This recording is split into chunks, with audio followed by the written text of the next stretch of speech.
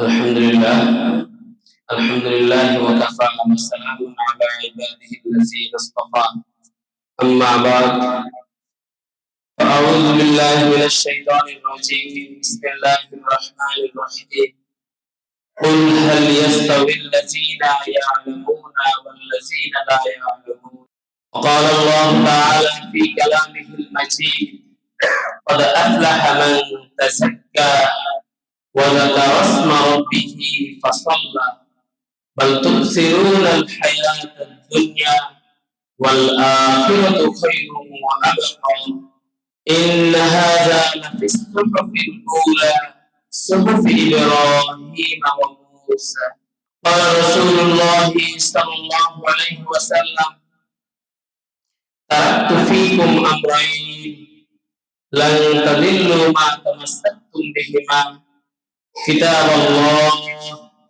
وسنة رسوله أو كما قال رسول الله صلى الله عليه وسلم সম্মানিত হাজিরিন, মুআজ্জাজ মুসাল্লিয়ান কিরাম, সর্বপ্রথম লাখ লাখ শুকরিয়া জ্ঞাপন করছি মহান রব্বুল আলামিনের দরবারে, যিনি আমাদেরকে তার একটি গুরুত্বপূর্ণ বিধান, একটি ফরজ বিধান আদায় করার পর এক মহতী মজলিসে দ্বীন শেখার উদ্দেশ্যে একত্রিত হয়ে বসার তৌফিক দিয়েছেন। এজন্য অন্তর থেকে শুকরিয়া আদায় করি আলহামদুলিল্লাহ। আসলে দ্বীন শেখা অনেক গুরুত্বপূর্ণ একটি বিষয়। আল্লাহ রাব্বুল আলামিন কোরআনে মাজিদে ঈমানের গুরুত্ব এবং দ্বীন শেখা অর্থাৎ ইলমের গুরুত্ব বর্ণনা করছেন এভাবে, ইয়ারফাইল্লাহুল্লাযীনা আমানু মিনকুম ওয়াল্লাযীনা উতুল ইলমা দারাজাত। যারা ঈমান গ্রহণ করেছে তাদের মর্যাদা আল্লাহ তাআলা অনেক উঁচু করেছে। এই ঈমান যারা গ্রহণ করেছে তাদের মধ্যে এখানে একদম প্রথম তাদের তালিকা যাদের নাম রয়েছে তারা হলেন সাহাবায়ে কেরাম। আজকে আমরা তাদের আলোচনা শুনবো ইনশাআল্লাহ। এরপরে দ্বিতীয় অংশে আল্লাহ রাব্বুল আলামিন যাদের কথা বলছেন, ওয়াল্লাযীনা উতুল ইলমা দারাজাত, যাদেরকে ইলম দেওয়া হয়েছে তাদের অনেক মর্যাদা রয়েছে। সুবহানাল্লাহ। এখান থেকে একটা জিনিস বোঝা যায়, ইলম পাওয়ার জিনিস না, ইলম দেওয়ার জিনিস। আল্লাহ রাব্বুল আলামিন যাদেরকে মক্কায় বাছাই করেছেন কোরআনের ইলম দেওয়ার জন্য, তারাই আল্লাহ রাব্বুল আলামিনের ওই বাছুরিতে এসে ইসলামকে গ্রহণ করেছে আর কোরআনের ধারকবাহক হয়েছে। এর বিপরীতে আল্লাহ যাদেরকে বাছাই করেননি, ওয়াল্লাযীনা উতুল ইলমা দারাজাত, যাদেরকে ইলম দেননি, যাদেরকে ইলম দেওয়া হয় তাদের অনেক মর্যাদা, যাকে ইলম দেননি তাদের মর্যাদা নাই। আবু বকর রাদিয়াল্লাহু তাআলা আনহুর মর্যাদা আছে না আবু জাহালের মর্যাদা আছে? আবু বকরকে ইলম দেওয়া হয়েছে, আবু জাহালকে ইলম থেকে মাহরুম করা হয়েছে। কেন মাহরুম করা হয়েছে, কি কারণে মাহরুম হয়েছে, এর যৌক্তিক কি কারণ সেটা ভিন্ন আলোচনা। বাকি বাহ্যত দৃষ্টিতে আবু বকর ইলম পেয়েছে আর আবু জাহাল কি হয়েছে ভাই? বঞ্চিত হয়েছে। আমি নিজেকে জিজ্ঞেস করা দরকার, আমি কি কোরআনের ইলম, হাদিস ও সুন্নাহর ইলম আমি কি পেয়েছি না বঞ্চিত হয়েছি? সাহাবায়ে কেরাম ইলম পেয়েছে, আর তৎকালীন সময়ে যারা কুফার ছিল তারা কি হয়েছে? বঞ্চিত হয়েছে। ইয়ারফাইল্লাহুল্লাযীনা আমানু মিনকুম, যাদেরকে আল্লাহ রাব্বুল আলামিন ঈমান আনার তৌফিক দিয়েছেন, যারা ঈমান গ্রহণ করেছে তাদের মর্যাদা কি? অনেক উন্নত। আর যাদেরকে ইলম দেওয়া হয়েছে, ওয়াল্লাযীনা উতুল ইলমা দারাজাত, আর যাদেরকে ইলম দেওয়া হয় তাদের অনেক মর্যাদা রয়েছে, তাদের অনেক মর্যাদা। আল্লাহ রাব্বুল আলামিন আমাদেরকে ইলম অন্বেষণের উদ্দেশ্যে, ইলম শিখার উদ্দেশ্যে এই মজলিসে, ধারাবাহিক মজলিসে বসার যে তৌফিক দিয়েছেন, নিঃসন্দেহে এটা আমাদের জন্য আল্লাহর পক্ষ থেকে একটি বিশেষ দয়া। মসজিদ ভিত্তিক যে ধারাবাহিক আমল জারি হয়েছে ইসলামী মাহফিলের শিরোনামে, ইসলামী মজলিসের শিরোনামে, একটু হলে ভালো হয়। নিঃসন্দেহে এটা আমাদের প্রতি কি দয়া। আল্লাহ রাব্বুল আলামিন আমাদেরকে এই দয়া করেছেন, এজন্য আমরা খুশি না নারাজ? এবং যদি বান্দা কোনো নেয়ামত পায় তার জন্য করণীয় কি? শুকরিয়া আদায় করা এবং সেই নেয়ামতকে আঁকড়ে ধরা। আর যদি বান্দা নেয়ামত পায় আর নেয়ামতকে যদি আঁকড়ে না ধরে, এর জন্য আমাদের জন্য রয়েছে কি ধমকি, লা ইন শাকারতুম লা আযীদান্নাকুম। এখানে আল্লাহ রাব্বুল আলামিন নিয়ামত পাওয়ার পরে যদি শুকরিয়া করা হয় তাহলে নিয়ামত বৃদ্ধি করবেন বলে কি করেছেন? ওয়াদা করেছেন। ওয়ালা ইন কাফারতুম, আর যদি নিয়ামত পাওয়ার পরে যদি কেউ অবাধ্যতা করে, লঙ্ঘন করে, ইন্না আযাবি লাশাদীদ, তবে আমার আযাব অনেক কঠিন। আল্লাহ রাব্বুল আলামিনের স্পষ্ট ঘোষণা আছে। এখান থেকে আমাদের যে বিষয়টা বোঝা দরকার সেটা হলো ইলম দ্বীন শিক্ষা করার যে সুযোগ, এটা আমরা কে লুপে নেব। কি করবো ভাই? কাজে লাগানোর চেষ্টা করব। আর ইলম শিখার সুযোগ এসেছে কিন্তু আমি সুযোগ গ্রহণ করিনি, সুযোগকে প্রত্যাখ্যান করেছি। এর বিপরীতে আমি আল্লাহ রাব্বুল আলামিনের কাছে যে অভিযোগ দিতাম বা আমাকে যখন অভিযোগের মুখোমুখি করা হয় তখন আমি যে বাঁচার যে একটা সুযোগ খুঁজতাম, সেই সুযোগটা কিন্তু বন্ধ হয়েছে। কোথাও কোনোদিন নবী আসেনি, কেউ হেদায়েতের কথা বলেনি, ওই ভূখণ্ডে কখনো কোনোদিন সে আল্লাহর নাম শুনতে পায়নি। যদি তাকে বিচারের মুখোমুখি করা হয় তার তো বাহ্যিক দৃষ্টিতে তার কথা গ্রহণযোগ্য হবে কি হবে না সেটা ভিন্ন কথা। বাহ্যিক দৃষ্টিতে তার এটা বলার সুযোগ আছে যে আমাকে তো কেউই বলে নাই, কোনোই সুযোগ ছিল না, আমার কাছে কোন রকমের কোনো বার্তা আসেনি। কি বলেন? কিন্তু যদি নবী আসে, দাওয়াতের কাজ হয়, বিভিন্ন ভাবে জড়ানোর চেষ্টা করা হয়, এরপরেও আমি সেটাকে প্রত্যাখ্যান করি, আর আমাকে যদি বিচারের কাঠগড়ায় দাঁড় করানো হয়, আমার কি সেখানে বাঁচার মতো সুযোগ খোঁজার ব্যবস্থা আছে? এটাকে বলা হয় ইন্না আযাবি লাশাদীদ, যে আমার নিয়ামত তুমি পেয়েছ, ঈমানের নিয়ামত শেখার সুযোগ তোমার ছিল, তুমি সেটা গ্রহণ করো নাই, জেনে রাখো আমার শাস্তি বড়ই কঠিন। শাস্তি কি ভাই? এজন্য মজলিসের গুরুত্ব বোঝানোর জন্য একটু এই কথাগুলো বললাম। ধারাবাহিকভাবে এই প্রোগ্রাম চলুক, আমরা সবাই চাই তো ইনশাআল্লাহ। ইনশাআল্লাহ আজকের আলোচ্য বিষয় হলো সাহাবায়ে কেরাম এর ঈমান বনাম আমাদের ঈমান, ইতিহাস ও পর্যালোচনা। প্রথমে আমাদেরকে জানা দরকার সাহাবী কারা। সাহাবী কারা? ইবনে হাজার আসকালানী রাহিমাহুল্লাহ উল্লেখ করেছেন সাহাবী হলো মান লাকিয়ান নবী সাল্লাল্লাহু আলাইহি ওয়াসাল্লাম বিঈমানিন, যে ব্যক্তি ঈমানের সাথে রাসূলুল্লাহ সাল্লাল্লাহু আলাইহি সাল্লামকে দেখেছে। ঈমানের সাথে রাসূল সাল্লাল্লাহু আলাইহি সাল্লামকে কি করেছে ভাই?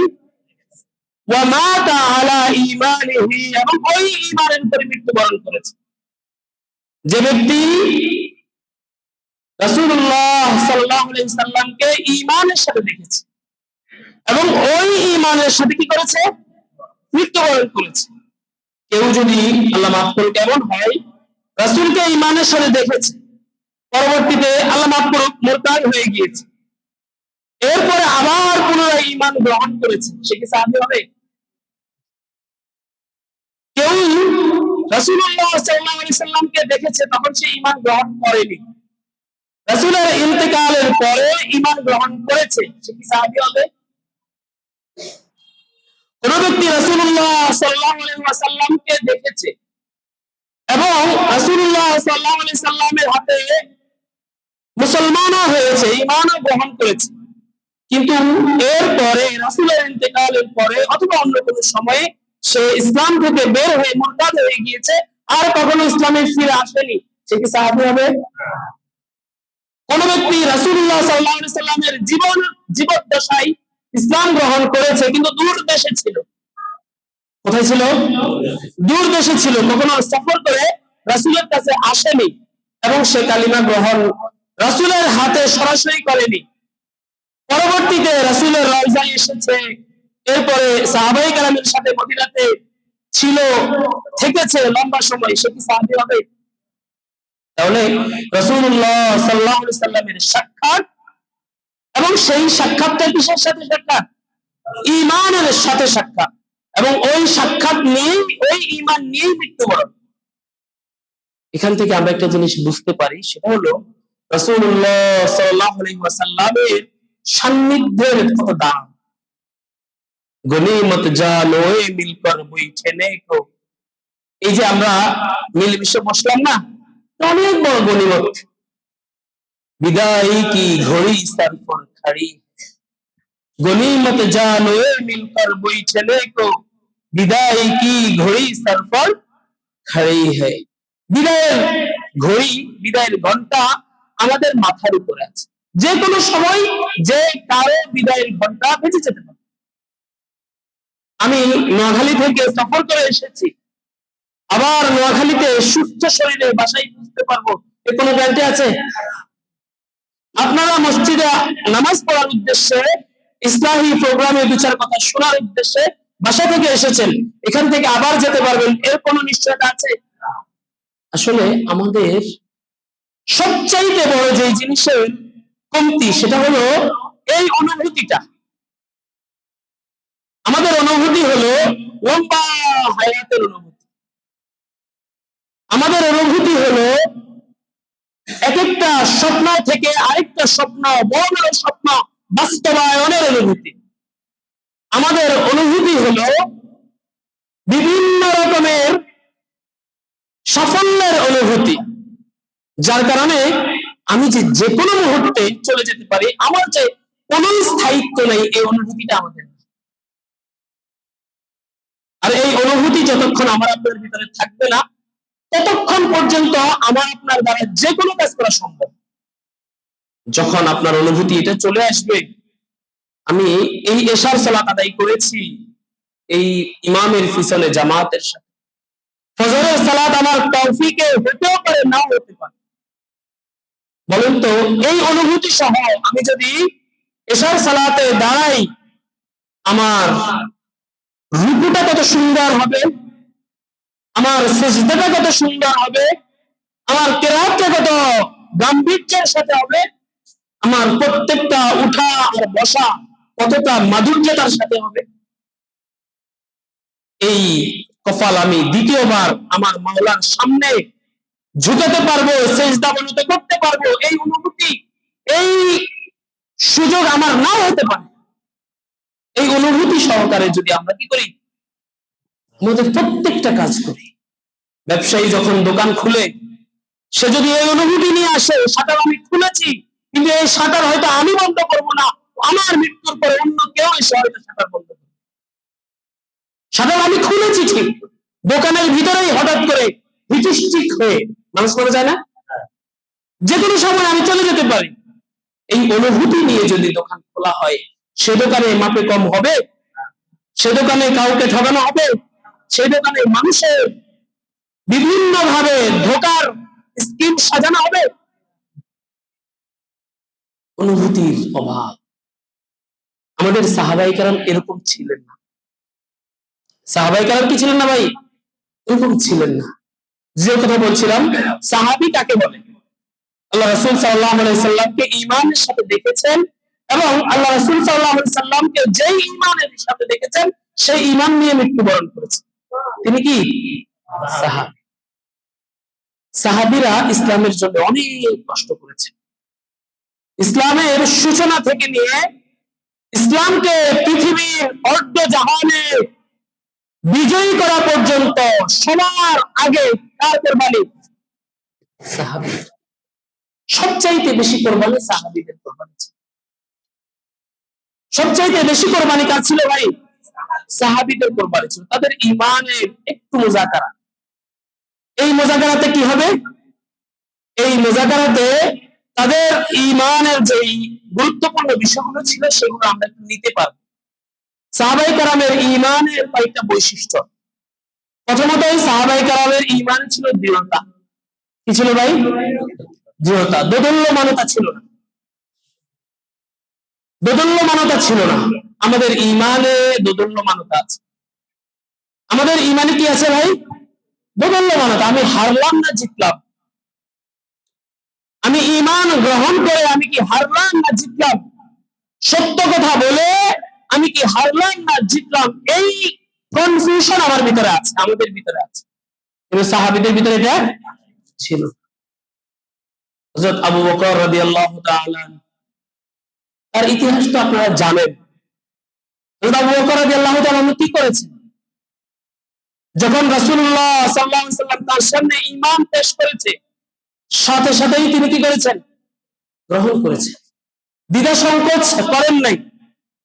এছাড়াও হযরত রাসূলুল্লাহ সাল্লাল্লাহু আলাইহি সাল্লামের হিজরতের ঘটনা, হিজরত না, রাসূলুল্লাহ সাল্লাল্লাহু আলাইহি সাল্লামের মিরাজের ঘটনা, যখন পুরো আরবের সবাই রাসূলুল্লাহ সাল্লাল্লাহু আলাইহি সাল্লামকে নিয়ে কি করছে? টন করতেছে, ঠাট্টার বস্তু বানিয়েছে রাসূলকে। সবাই মিলে হাসাহাসি করছে। মুহাম্মদ রাতে ঘুমাইছে মক্কায়, আর সে নাকি কোথায় চলে গেছে? বাইতুল মুকাদ্দাসে চলে গেছে। যে বাইতুল মুকাদ্দাসে যাইতে আমাদের লম্বা সময়ের প্রয়োজন। আবার সেখান থেকে নাকি সে আসমানে চলে গেছে। সেখান থেকে নাকি সে কোথায় চলে গেছে? জান্নাত জাহান্নাম সব কিছু সফর করে আবার রাতেই আবার নাকি সে মক্কায় চলে এসেছে। সবাই রাসূলকে নিয়ে কি করছে? হাসাহাসি করছে। আর আবু বকর রাদিয়াল্লাহু তাআলা আনহুর কাছে যখন কুফাররাই এই ঘটনা এসে বর্ণনা করলো, তখন তিনি কি বললেন? যদি রাসূল বলে তাহলে এটা আমি বিশ্বাস করি। এটা হলো দৃঢ়তা। এটা হলো কি ভাই? দৃঢ়তা। আর আমরা হলে কি করতাম? সত্যি উনি বলছে কথা, লোকটারে তো বুদ্ধিমান মনে করছে, এরকম কথা বলে। দোদুল্যমানতা। এটা কি ভাই? দোদুল্যমানতা। একটা ছিল রাসূলের সাহাবীদের মধ্যে, যেটা আমাদের মধ্যে। রাসূলের সাহাবীদের ঈমান ছিল দৃঢ়। এই দৃঢ়তাই তাদেরকে সাফল্যের সর্বোচ্চ পর্যায়ে পৌঁছেছে, যাদের জন্য আসমানী ঘোষণা রাদিয়াল্লাহু আনহুম ওয়া রাদু আনহু। আল্লাহ রাব্বুল আলামিন তাদের উপরে সন্তুষ্ট, তারাও আল্লাহর উপরে সন্তুষ্ট। এটা ছিল কি? তাদের এই দৃঢ়তার ফসল। রাসূলুল্লাহ সাল্লাল্লাহু আলাইহি ওয়াসাল্লামের সাহাবীদের অবস্থান ছিল আল্লাহ রাব্বুল আলামিনের যে কোনো সিদ্ধান্তে, যে কোনো বিষয়ে তারা শোনা, সামি'না ওয়া আতা'না, এই পর্যায়ে শুনলাম ব্যাস আমি মানব। আর আমাদের অবস্থান হলো কি? আমাকে যুক্তি দিতে হবে। আমাকে কি দিতে হবে ভাই? যুক্তি দিতে হবে। যুক্তি দিয়ে প্রমাণ করতে হবে। দেখেন, আল্লাহ রাসূল সাল্লাল্লাহু আলাইহি সাল্লাম ফজরের পরে ঘুমাতে নিষেধ করেছেন। এইটা হাদিসে আছে, আমরা সবাই জানি। এবং মাকরুহ, ফুকাহায়ে কেরাম এটাকে কি উল্লেখ করেছেন? ফজরের সালাতের পরে ঘুমানো মাকরুহ। কিন্তু এই কথাটা আমরা কেউ গ্রহণ করি না, মানে নেই। যখন ডাক্তার আমাদেরকে বলেছে এবং যুক্তি দিয়ে বলেছে এবং সায়েন্স দিয়ে প্রমাণ করেছে, এখন আমরা সবাই কি করি? কি মর্নিং ওয়াক। অথচ আল্লাহ রাসূল সাল্লাল্লাহু আলাইহি সাল্লামের মর্নিং ওয়াক ছিল দাওয়াত। ফজরের সালাত শেষ করে প্রয়োজনীয় ইবাদত আদায় করার পরে আল্লাহ রাসূল সাল্লাল্লাহু আলাইহি সাল্লাম কিসে বের হয়ে যেতেন? দাওয়াত দেওয়ার জন্য। এবং সূর্য উত্তপ্ত হওয়া পর্যন্ত তিনি দাওয়াতের কাজ করতেন। সূর্য যখন একদম উত্তপ্ত হয়ে গেছে, মরুভূমিতে আর সহ্য করা যাচ্ছে না, তখন মসজিদে অথবা বাসায় গিয়ে কাইলুলা করতেন, কিছুক্ষণ শুয়ে থাকতেন। দুপুরবেলা একটু শোয়া সুন্নাত, আমরা সবাই জানি না ওইটা। এখন তো আমরা পেট ভোজাই করে তারপরে একটু শুয়ে। আল্লাহ রাসূল সাল্লাল্লাহু আলাইহি সাল্লাম পুরো কাজ করে তারপরে এসে কি করতেন? এটা হলো কাইলুলা সুন্নাত। প্রেক্ষাপটটা বুঝতে হবে। আবার যখন সূর্য ঠান্ডা হয়েছে, আবার কোথায় বের হয়ে গেছেন? আবার দাওয়াতে বের হয়ে গেছে। আমরা আবার বিকেল বেলা জার্সি টার্সি পরে আবার সবাই বের হয়ে যাচ্ছে। কি এটা কি ওয়াজ বলে? ওটা তো বিকালেরটা মর্নিং ওয়াক হবে না। আচ্ছা, তো এই যে আমরা এখন ডাক্তার যেহেতু আমাদেরকে বলেছে, এখন আমরা এটাকে গ্রহণ করেছি, কিন্তু সুন্নাহ লাইফস্টাইল, সুন্নতের মধ্যে যখন এই কথাটা আছে তখন কিন্তু আমরা গ্রহণ করি। এটা আল্লাহ রাসূলের সাহাবীদের মধ্যে ছিল না। রাসূল যা বলতেন তারা কি করতেন সেটাই। এটা শুধু মানে এই মর্নিং ওয়ার্কের ক্ষেত্রে লাগাই না, মানে যে কোনো ক্ষেত্রেই, আমি এটা তো উদাহরণ এক্সাম্পল হিসেবে বললাম, যে কোনো ক্ষেত্রে সাহাবায়ে কেরামের অবস্থান ছিল কি আনুগত্য, আকণ্ঠ আনুগত্য। রাসূল বলেছেন, কোরআনের আয়াত এসেছে, ব্যাস সামি'না ওয়া আতা'না, শুনলাম এবং মানলাম, ব্যাস। কিন্তু আমরা এরকম না, এই জায়গায় আমাদেরকে সংশোধন করতে হবে। এরপরে দেখেন রাসূলুল্লাহ সাল্লাল্লাহু আলাইহি ওয়াসাল্লাম এর সাহাবীরা সার্বিকভাবে সব সময় আমার লাভ হবে ক্ষতি হবে, আমার জীবন বাঁচবে হয়তো জীবন শেষ হবে, সার্বিক অবস্থায় সব সময় রাসূলের সাহাবীরা ছিলেন সদা রাসূলুল্লাহ সাল্লাল্লাহু আলাইহি ওয়াসাল্লামের পাশে ঢাল স্বরূপ। কি স্বরূপ ছিলেন ভাই? ঢাল স্বরূপ, সদা ঢাল স্বরূপ। রাসূলুল্লাহ সাল্লাল্লাহু আলাইহি ওয়াসাল্লামের সাহাবীরা সর্ব অবস্থায় যে কোনো প্রয়োজনে তারা জীবন দিতেও প্রস্তুত, জীবন নিতেও প্রস্তুত। সুবহানাল্লাহ। জীবন দিতেও প্রস্তুত, জীবন, আমার কথাটা বুঝছেন আপনারা? জীবন দিয়েছেন আবার জীবন নিয়েছেন। প্রয়োজন যখন হয়েছে তখন জীবন দিয়েছেন, আবার প্রয়োজন যখন হয়েছে তখন কি করেছেন? জীবন নিয়েছেন। রাসূলুল্লাহ সাল্লাল্লাহু আলাইহি সাল্লামের সাহাবীদেরকে নিয়ে যখন রাসূল বদরে উপস্থিত হয়েছেন, বদরে রাসূলুল্লাহ সাল্লাল্লাহু আলাইহি সাল্লামের সঙ্গীরা জীবন দেন নাই? দিয়েছে। উহুদে 70 জন সাহাবী শহীদ হন নাই? জীবন দিয়েছে। আবার বদরে আবু জাহেলের মতো নরদম পাপিষ্ঠ, এই পাপিষ্ঠের জীবন নেওয়া দরকার, তখন কি করেছেন তারা? জীবন নিয়েছেন। রাসূলের নির্দেশ, আল্লাহর নির্দেশ, জীবন প্রয়োজনে দিতে রাজি, জীবন প্রয়োজনে কি করতে রাজি? নিতে রাজি। তখন যুক্তি দেখান নাই, হ্যাঁ এটা যদি আমরা করি, আমরা মাত্র 300 জন, মাত্র 313 জন, তাহলে কি কুফফাররা সারা পৃথিবী থেকে মুসলমানদের নাম নিশানা মুছিয়ে দিবে, এটা করা যাবে না, এটা আত্মবিধ্বংসী সিদ্ধান্ত, এইরকম যুক্তি তারা দেখান। প্রয়োজনে তাকে কি করেছে? জীবন নিয়েছে। এজন্য আমরা রাসূলের সাহাবীদের অনুসারী হিসেবে ইসলামের প্রয়োজনে জীবন দিতে কখনো কুণ্ঠাবোধ করব? জীবন নিতে অনেক সময় আমরা এটাকে অপরাধ মনে করি। ভাই অপরাধ, একটা লোক আল্লাহর রাসূলকে গালি দিচ্ছে, একটা লোক আল্লাহর রাসূলের স্ত্রীদেরকে নিয়ে তুচ্ছাবনা করছে, একটা লোক কোরআনকে অবমাননা করছে, আর সেক্ষেত্রে আপনি এসে বলছেন না এটা তো ঠিক না, এটা তো ভালো কাজ না, এটা তো অন্যায়। এই সমস্ত সুশীলতা তখন কাজে লাগে। কথা বুঝা যাচ্ছে ভাই? আল্লাহ রাসূলের সাহাবীরা ছিলেন ইসলামের প্রয়োজনে নবীজির নির্দেশে জীবন দিতেও প্রস্তুত ছিলেন, জীবন প্রস্তুত থাকবে ইনশাআল্লাহ। এজন্য জীবনের সবকিছুতে আরেকটা বিষয়, আমরা এই যে ঈমান গ্রহণ করেছি, সাহাবায়ে কেরাম একটা জিনিস বুঝতেন যে ঈমান গ্রহণ করা মানে হলো আমার জীবনের সর্বস্ব বিলীন হয়ে যাবে। আমার আগের লাইফস্টাইল আলাদা, এখনকার লাইফস্টাইল সম্পূর্ণ আলাদা। যার কারণে তারা সদা সর্বদা যাবতীয় কষ্ট সহ্য করার জন্য প্রস্তুত ছিলেন। কষ্ট এবং বিপদে ধৈর্য ধারণের জন্য কি ছিলেন? প্রস্তুত ছিলেন। এটা হলো রাসূল সাল্লাল্লাহু আলাইহি ওয়াসাল্লামের সাহাবীদের একটা বৈশিষ্ট্য। এমন না যে কালিমা গ্রহণ করেছে তারপরে তার উপরে মুসিবত এসেছে এবং তিনি হতাশ হয়ে গিয়েছেন এবং আফসোস করতেছেন যে এখন আমি কি করব। কোন একজন সাহাবীর ব্যাপারেও এরকম পাওয়া যায়। ওনারা কালিমা গ্রহণ করার সাথে সাথেই যাবতীয় কষ্ট এবং দুঃখ সহ্য করার জন্য, ধৈর্য ধারণ করার জন্য সবাই কি ছিলেন? প্রস্তুত ছিলেন। যার কারণে ওনাদের জীবনে যখন কষ্ট এসেছে, ওনারা সেই কষ্টগুলোকে কি করেছে? মোকাবেলা করেছে।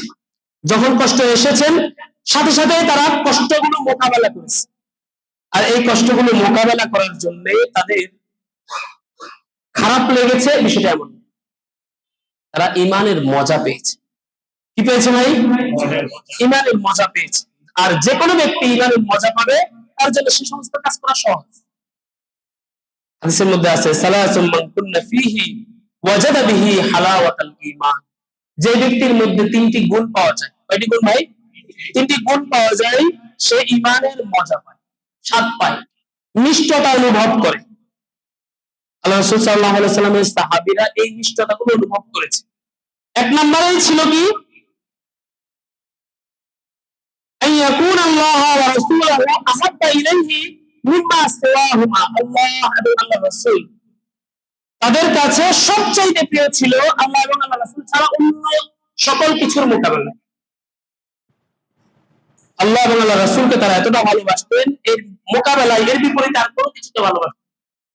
রাসূল সাল্লাল্লাহু আলাইহি ওয়াসাল্লাম আরেক হাদিসের মধ্যে বলেন, লা ইউমিনু আহাদুকুম হাত্তা আকুনা আহাব্বা ইলাইহি মিন ওয়ালিদিহি ওয়া ওয়ালাদিহি ওয়ান নাসি আজমাইন। কোন ব্যক্তি ততক্ষণ পর্যন্ত ঈমানদার হবে না যতক্ষণ পর্যন্ত আমি মুহাম্মদুর রাসূলুল্লাহ সাল্লাল্লাহু আলাইহি ওয়াসাল্লাম তার কাছে, তার সন্তান, তার বাবা এবং তার যাবতীয় সকল মানুষের মোকাবেলায় তার কাছে সবচেয়ে প্রিয় পাত্র না হবে, ততক্ষণ পর্যন্ত সে কি হবে না? আল্লাহ তাআলাও বলছেন ওয়াল্লাযীনা আমানু আশাদ্দু হুব্বান লিল্লাহ, ওয়াল্লাযীনা আমানু আশাদ্দু হুব্বান লিল্লাহ। যে ব্যক্তি ঈমানদার তার কাছে সবচাইতে প্রিয় বিষয় হলো আল্লাহ। সবচাইতে প্রিয় বিষয় কি? আপনি একটু চোখটা বন্ধ করে একটু নিজেকে জিজ্ঞেস করেন, আপনার কাছে সবচাইতে প্রিয় জিনিস কি? সবচাইতে প্রিয়, বাস্তবভাবে, বাস্তবতার নিরিখে এই সিদ্ধান্তটা নেন। আল্লাহর মোকাবেলায় যখন আমার সন্তান আসে তখন কি আমি আল্লাহকে প্রায়োরিটি দেই না সন্তানকে প্রায়োরিটি দিই? আল্লাহর মোকাবেলায় যখন আমার চাকরি আসে তখন কি আমি আল্লাহকে প্রায়োরিটি দেই না আমার চাকরিকে প্রায়োরিটি দেই? আল্লাহর মোকাবেলায় যখন আমার স্ত্রী আসে তখন কি স্ত্রীকে প্রাধান্য দেই না আল্লাহকে প্রাধান্য দেই? আল্লাহর মোকাবেলায় যখন আমার নেতা নেত্রী আসে তখন কি আমি নেতা নেত্রীকে প্রাধান্য দেই না আল্লাহকে প্রাধান্য দেই? এগুলো মাপকাঠি। এই মাপকাঠির আলোকে যখন আমরা নিজেদেরকে যাচাই করব ফলাফল বের হয়ে যাবে। দেখেন, আমাদের খুব কম সংখ্যক মানুষ আছে বাস্তবতার নিরিখে, আমি একটা চাকরি করি দীর্ঘদিন থেকে, এই চাকরির বিনিময়ে আমার সংসার চলে, হঠাৎ আমি জানতে পারলাম এই চাকরির উপার্জিত যে সম্পদ, সেই সম্পদ আমার আল্লাহর দেওয়া শরিয়া মোতাবেক হারাম হয়ে যাচ্ছে, এই চাকরির উপার্জিত সম্পদটা হালাল নয়, এটা হারাম। তখন আমার বোঝার সহজ হয়ে যায় আমি কি আল্লাহকে প্রাধান্য দেই না চাকরিকে? নাকি তখন আমি হুজুরকে জিজ্ঞেস করি আরেকটু দেখেন তো কোন সুযোগ বের করা যায় কিনা। ঘটনাটা আমি স্ত্রীকে তালাক দিয়ে দিয়েছি, এখন সমাজের সামনে চোখ দেখাবো কিভাবে? আর সন্তানরাও বড় হয়ে গিয়েছে, এই সন্তানদের বিবাহ শাদী দিব স্ত্রীর অনুপস্থিতিতে, এই সব কিছুর সমাধান কিভাবে হবে? সব কিছু বিবেচনায় আমি যে তালাক দিয়েছি আমার স্ত্রী জানে আর আমি জানি, আর কেউ জানে না, বাস বলাও দরকার নেই, সংসার করতে থাকি, কেউ তো জানবে না, আমার আল্লাহর নির্দেশ এটা হারাম হচ্ছে, আর আমি বাস্তবতা সমাজ সবকিছুর বিবেচনায়, তখন আমার কাছে আল্লাহ বড় না সমাজ? তখন ফলাফল বের করা সম্ভব। তখন ফলাফল বের করা কি? আমি জানি আমার বাবা একজন প্রতিষ্ঠিত রাজনৈতিক দলের একজন চালাবাজ সন্ত্রাসী টাইপের একজন ব্যক্তি ছিলেন, মাস্তান ছিলেন, যিনি বিভিন্ন মানুষের কাছ থেকে আত্মসাৎ করে সম্পদ একীভূত করেছে। আমি সেই বাবার সন্তান, কিন্তু আমার দিনের বুঝ এসেছে, আমি জানি এই সম্পদগুলো হারাম। এখন আমার কাছে দুইটা পথ খোলা, যাদের সম্পদ তাদেরকে পৌঁছে দেওয়া, আর না হয় এই সম্পদ বিলাস করে শেষ করে দেওয়া। এখন আমার বোঝা সহজ যে আমি কি আল্লাহকে প্রাধান্য দেই নাকি হলো এই সম্পদগুলোকে প্রাধান্য। ওই সমস্যার মুখোমুখি না হওয়ার আগ পর্যন্ত আপনি বুঝবেন না যে আসলে আপনি আল্লাহকে প্রাধান্য দিচ্ছেন না কাকে প্রাধান্য দিচ্ছেন। ভাই, সবকিছু যখন স্বাভাবিক চলে, বউর যখন প্রশংসা চলে, তখন তো বউ রাগ করে না, স্বাভাবিকভাবে বুঝে যায় ভালোবাসা খুব আছে। বউর প্রশংসা সবসময় করেন, বউ তো কোনোদিন কি করে নাই, রাগ করে না, তখন তো স্বাভাবিক সব চলে। তখন বোঝা যায় মনে হয় আমাকে খুব ভালোবাসে। যেদিন ধমক দিয়েছেন, রাগ করেছে, সেদিন বোঝা যায় যে আসলে কি ভালোবাসা আছে নাকি নাই। সমস্যা আর মুখোমুখি যখন হবেন না, তখন এটা বুঝা, আবেগে জজবায় বয়ানে বলবেন আমি আল্লাহকে প্রাধান্য দিয়েছি, বাস্তবতার মুখোমুখি হন। সাহাবাই কেরাম হয়েছেন। হযরত সাদ ইবনে আবি ওয়াক্কাস রাদিয়াল্লাহু তাআলা, কি নাম বললাম? সাদ ইবনে আবি ওয়াক্কাস রাদিয়াল্লাহু তাআলা প্রথম 7-8 জন মুসলমান সাহাবীদের মধ্যে তিনি একজন ছিলেন। তার মাকে উনি খুব ভালোবাসতেন। মাকে কি করতেন ভাই? খুব ভালোবাসতেন। মাও তাকে খুব ভালোবাসতো। ছেলেও খুব আদরওয়ালা ছিল, কখনো মায়ের বিরুদ্ধাচরণ করে নাই। মা যেমন বলতো তেমনই শুনত। সাদ একদিন মুসলমান হয়ে গেছে। মা দেখলেন যে এই ছেলেকে রাগারাগি করে বকাবকি করে লাভ নেই, সে আমাকে ভালোবাসে, এই ভালোবাসাটার এই অস্ত্রটাকে ব্যবহার করতে হবে। মা এসে তাকে ডেকে বললেন, সাদ তুমি যেই ধর্ম গ্রহণ করেছো সেটা আমি মানতে রাজি নাই, সেটা আমি একমত না, সুতরাং তোমাকে সেটা ছাড়তে হবে। তোমাকে সেটা কি করতে হবে? ছাড়তে হবে। আমি তোমাকে একটা আলটিমেটাম দিচ্ছি যে তুমি যতক্ষণ পর্যন্ত এই ধর্ম ত্যাগ না করবে ততক্ষণ পর্যন্ত আমি কিছু খাবো না। কি করবো না? মা ভক্ত সন্তানকে আমাদের দেশে কি বলে? মাম্মাজ বয়। এই যে সুন্দর একটা কথা বলছে, মাম্মাজ বয়। এই সাদ ইবনে আবি ওয়াক্কাস রাদিয়াল্লাহু তাআলা এরকম একজন ব্যক্তি ছিলেন, মাকে খুবই খুবই ভালোবাসতেন, মার কথা মানতেন। এমন একজন ব্যক্তি যখন এই মুখোমুখি হলো, তখন আপনারা আমাদের বর্তমান সময়ের বিভিন্ন সুফি সাহেব বিভিন্ন রকমের চিন্তায় বিভিন্ন ভাবে আমরা এটাকে ব্যাখ্যা করতাম। আচ্ছা, মায়ের মনে কষ্ট দেওয়া তো আসলে ঠিক হবে না, তুমি এক কাজ করো, গোপনে গোপনে ইসলামটাকে ভিতরে রাখো, আর উপরে মায়ের সাথে কি করো, তাল মেলাও। বা এটা পরিস্থিতি, তুমি আরো মাত্র 8 জন মুসলমান হয়েছে, তোমাকে এখনই মুসলমান হইতে হবে, একটু অপেক্ষা করো, পরিবেশ পরিস্থিতি দেখো। সবসময় কি এগুলো করা যায় কিনা? 5 আগস্টের পরে তুমি মুসলমান হয়ে এখন হওয়ার কি দরকার? বুঝলেন না কথা? এখন তো সব জায়গায় ধরপাকড়ের ভয় আছে। মায়ের বিভিন্ন রকম 5 আগস্টের আগে বিভিন্ন মায়েরা তাদের সন্তানদেরকে এভাবেই দমায় রাখছে, তুমি যদি এই কাজ করো আমি কিন্তু সুসাইড করব, তুমি যদি এই কাজ করো আমি কিন্তু রাগ করব, তুমি কিন্তু এই কাজ করো, তুমি যদি তাবলীগে যাও, তুমি যদি ওখানে যাও, তুমি যদি ইসলামী মাহফিলে যাও, এগুলোর সাথে মিশে যাবে না, মিশলে তোমাকে বিভিন্ন ট্যাগ দিয়ে দেওয়া হবে, সরকারি চাকরি পাওয়া যাবে না, এই কাজ করা যাবে না। এবং সেই সন্তানরা তাদের কথা শুনেছে। কি করেছে ভাই? কিন্তু সাদ ইবনে আবি ওয়াক্কাস তাদের বিপরীত ছিল, তিনি শুনেন নাই। মা 2 দিন খাবার খায় নাই। কয়দিন? 2 দিন খাবার খায় নাই। 2 দিন খাবার না খাওয়ার পরেও সাদ ইবনে আবি ওয়াক্কাসের দিল গলে নাই। তারপরে সাদ ইবনে আবি ওয়াক্কাস রাদিয়াল্লাহু তাআলা মাকে ডেকে বললেন, মা আপনার যদি 1000টা প্রাণ থাকতো, কটা? 1000টা প্রাণ থাকতো যদি, আর একটা একটা করে আমার চোখের সামনে প্রত্যেকটা প্রাণ ভাই উড়ে চলে যাচ্ছে আর এটা আমি দেখতাম, তারপর আমি আল্লাহর সাথে কুফরি করতাম না। এখন বলেন তো, আমি কি সাদ ইবনে আবি ওয়াক্কাস হয়েছি? এই পরিস্থিতির নাম, ওই পরিস্থিতির মোকাবেলায় বিজয় হতে পারবেন, এই জন্যই আল্লাহ রাব্বুল আলামিন তাদেরকে তখন ইসলামের জন্য কবুল করেছে, আমাকে তখন কবুল করে নাই। আমাকে 1400 বছর পরের জন্য কবুল করেছে। বুঝতে পারছো ভাই? এখন এই বর্তমান পরিস্থিতিতে সাদ ইবনে আবি ওয়াক্কাসের মতো পরিস্থিতিতে আমরা কি আছি না নাই? হয়তো কারো সরাসরি মা এক্ষেত্রে প্রতিবন্ধক, কারো বাবা প্রতিবন্ধক, কারো চাকরি প্রতিবন্ধক, কারো রাজনৈতিক দল দর্শন প্রতিবন্ধক, কারো বিভিন্ন রকমের নেতা নেত্রীরা প্রতিবন্ধক, কিন্তু প্রতিবন্ধকতা আছে। আর এই ঘটনা থেকে আমাদের শিক্ষা হলো এই প্রতিবন্ধকতা গুলোকে উপেক্ষা করে বিভ্রান্তি দেখিয়ে সাদ ইবনে আবি ওয়াক্কাসের মতো স্পষ্ট ভাষায় ব্যর্থহীন ভাবে বলে দিতে হবে যে আপনার যা হয় আমি কিন্তু আল্লাহ এবং আল্লাহ রাসূলকেই বিশ্বাস করি, এবং আল্লাহ রাসূলের আদর্শই আমার কাছে কি শ্রেষ্ঠ আদর্শ, আর কোন আদর্শকে আমি মানি না। বলতে পারবো তো ইনশাআল্লাহ? সাদ ইবনে আবি ওয়াক্কাসের মতো ব্যর্থহীন ভাষায় বলতে পারবো তো ইনশাআল্লাহ? সাদ ইবনে আবি ওয়াক্কাস রাদিয়াল্লাহু তাআলা আরেকটা ঘটনা শুনুন। সাদ ইবনে আবি ওয়াক্কাস রাদিয়াল্লাহু তাআলা বলেন যে আমরা ছিলাম ইসলামের একদম প্রথম দিকে মুসলমান হওয়া ব্যক্তি। তো আমাদের অভাব এবং ইসলামকে গোপন রাখাটা আমাদের জন্য এতটা জরুরি ছিল, এবং অভাবের কারণে আমাদের পরিস্থিতি এই পর্যায়ে ছিল। ইসলাম গ্রহণ করেছে এবং লোকালয়ে আসতে পারে, একটু চেঞ্জ আসে না? এই চেঞ্জ নিয়ে তো লোকালয়ে তো সবার সাথে আগের মতো তো চলা যায় না, এবং ইসলামটাকে শিখারও একটা বিষয় রয়েছে। সবকিছু মিলে ওদের পরিস্থিতিটা এই পর্যায়ে ছিল যে ওনারা গাছের পাতা খেয়েছে। কি খেয়েছেন ভাই? এতটুকু শেষ না, গাছের পাতা খেয়ে ছাগলের মতো করে বড়ি এরকম তাদের কি বলে বাথরুম হয়েছে।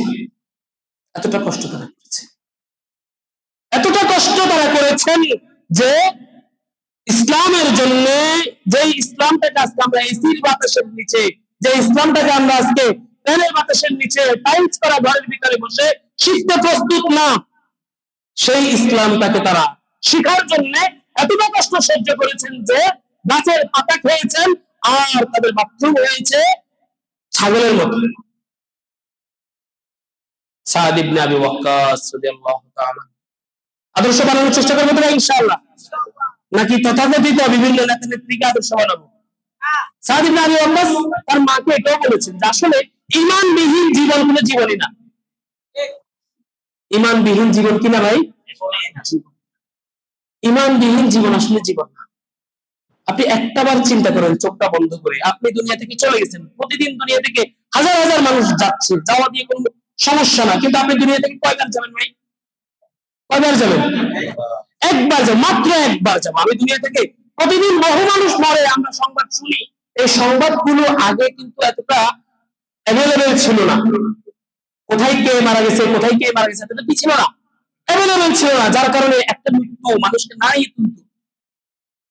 একটা মহল্লাতে একজন মারা গেছে, সবাই শোকের মাতম।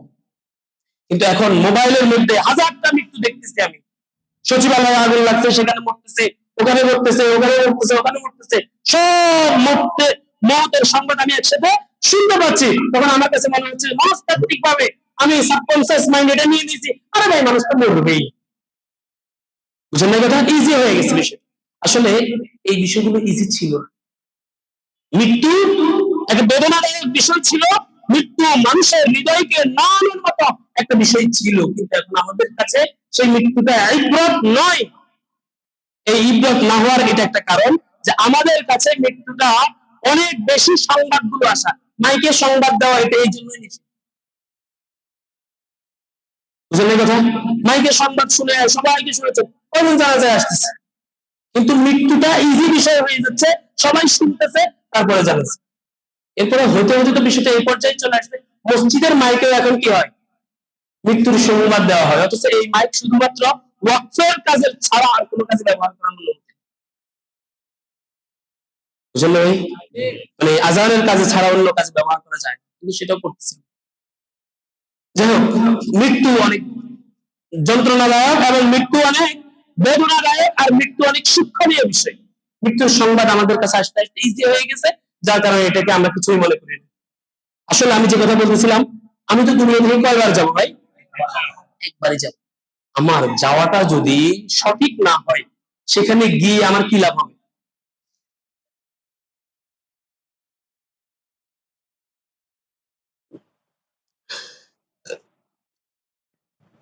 আমি দুনিয়া থেকে চলে গেলাম, আমার তো সব শেষ। আমরা অনেক সময় বলি যে কিয়ামত কবে হবে, কিয়ামত কোন দিন হবে। আরে ভাই আমি মরে গেছি, এখন মান মাতা ফাকাদ কামাত কিয়ামতু, এটাই আমার কিয়ামত। পৃথিবীর কিয়ামতের জন্য অপেক্ষা করিয়েন না, নিজের কিয়ামতের জন্য প্রস্তুত হয়ে যান। বুঝলেন না ভাই কথা? আমি যেদিন মরে গেছি এটাই কিয়ামত, শেষ। পৃথিবী রয়ে যাবে, পৃথিবীর একটা কি হবে, শেষ কোন দিন হবে, এটা নিয়ে আমাকে কেউ জিজ্ঞেস করবে না, এটার সাথে আমার কোনো সম্পর্ক নাই। কিন্তু আমি যেদিন মরে গেলাম সেদিন তো আমার কিয়ামত হয়ে গেছে। আমার জান্নাত জাহান্নামের ফয়সালা তো এতটুকু পর্যন্তই সীমাবদ্ধ হয়ে যাবে। আমার এই যাওয়াটা যদি ঈমানবিহীন হয়, তাহলে আমার এই দুনিয়াতে আসাটা কি কাজে আসবে? আমার দুনিয়া থেকে যাওয়াটা কি কাজে আসবে? ঈমানবিহীন মৃত্যু, এটাও কোনো কাজের না। ঈমানবিহীন জীবন, এটাও কোনো কিসের না ভাই? কাজের না। এজন্য আমরা মৃত্যুর জন্য প্রস্তুত, সদা প্রস্তুত। ঈমানের সাথে না ঈমান ছাড়া?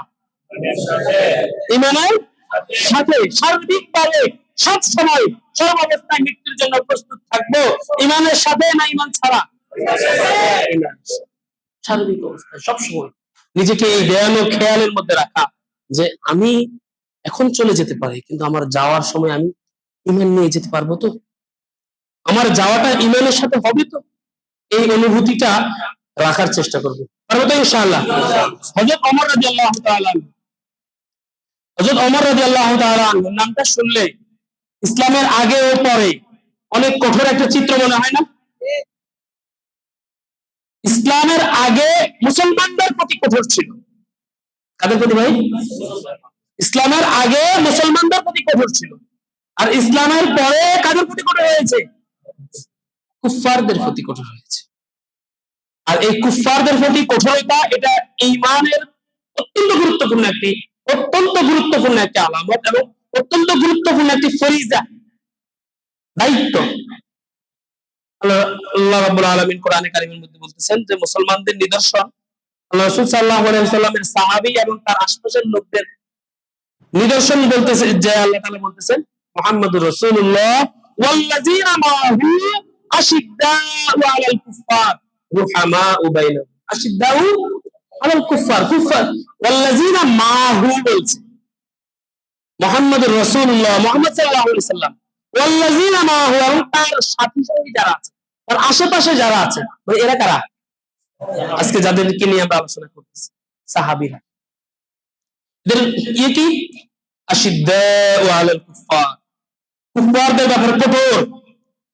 সেই কুফফার চাই ইহুদি হোক, সেই কুফফার চাই খ্রিস্টান হোক, সেই কুফফার চাই হিন্দু হোক, সেই কুফফার চাই মুশরিক হোক, সেই কুফফার চাই বৌদ্ধ হোক, সেই কুফফার চাই জৈন হোক, সেই কুফফার চাই চাকমা হোক, সেই কুফফার চাই পাহাড়ি হোক, সেই কুফফার চাই সমতলের বাসিন্দা হোক, সেই কুফফার যেই ধরনের হোক না কেন, সর্বস্তরের কুফফারদের প্রতি মুহাম্মদুর রাসূলুল্লাহ সাল্লাল্লাহু আলাইহি ওয়াসাল্লামের সাহাবীদের চরিত্র ছিল আশিদ্দাউ আলাল কুফফার।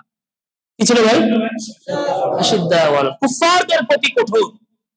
আজকে মুসলমানদেরকে বোঝানো হচ্ছে মুসলমানরা সহনশীল হবে, মুসলমানদেরকে বোঝানো হচ্ছে মুসলমানরা শ্রদ্ধাশীল হবে, মুসলমানদেরকে বোঝানো হচ্ছে মুসলমানরা বিনয়ী হবে। এই সকল বিনয় শুধু মুসলমানদের জন্য, আর ফিলিস্তিনের মুসলমানদেরকে মেরে টুকরা টুকরা করে দেওয়া ইহুদিদের জন্য কোন বিনয়ের বয়ান আছে? কথা বলেন, আছে? কেউ দেয়? কোন সংবাদ মিডিয়া কোনো কিছু দেয়? সকল বিনয় শুধু কাদের জন্য ভাই? মুসলমানদের জন্য। কিন্তু কোরআন সাহাবীদের নিদর্শন বলতে যা বলছে আশিদ্দাউ আলাল কুফফার, কুফফারদের ব্যাপারে কঠোর হতে হবে। আপনি যদি কুফফারদের ব্যাপারে কঠোরতা না করেন, কুফফাররা আপনারা কঠোরতা করে দৌড়ের উপরে রাখবে। কিসের উপরে রাখবে? এই জন্য আপনি আপনার দায়িত্ব পালন করতে হবে। যে কথা আমরা বলতেছিলাম হযরত ওমর রাদিয়াল্লাহু তাআলা আনহুর কথা, ওমর রাদিয়াল্লাহু তাআলা ইসলামের আগে মুসলমানদের ব্যাপারে খুব কঠোর ছিল।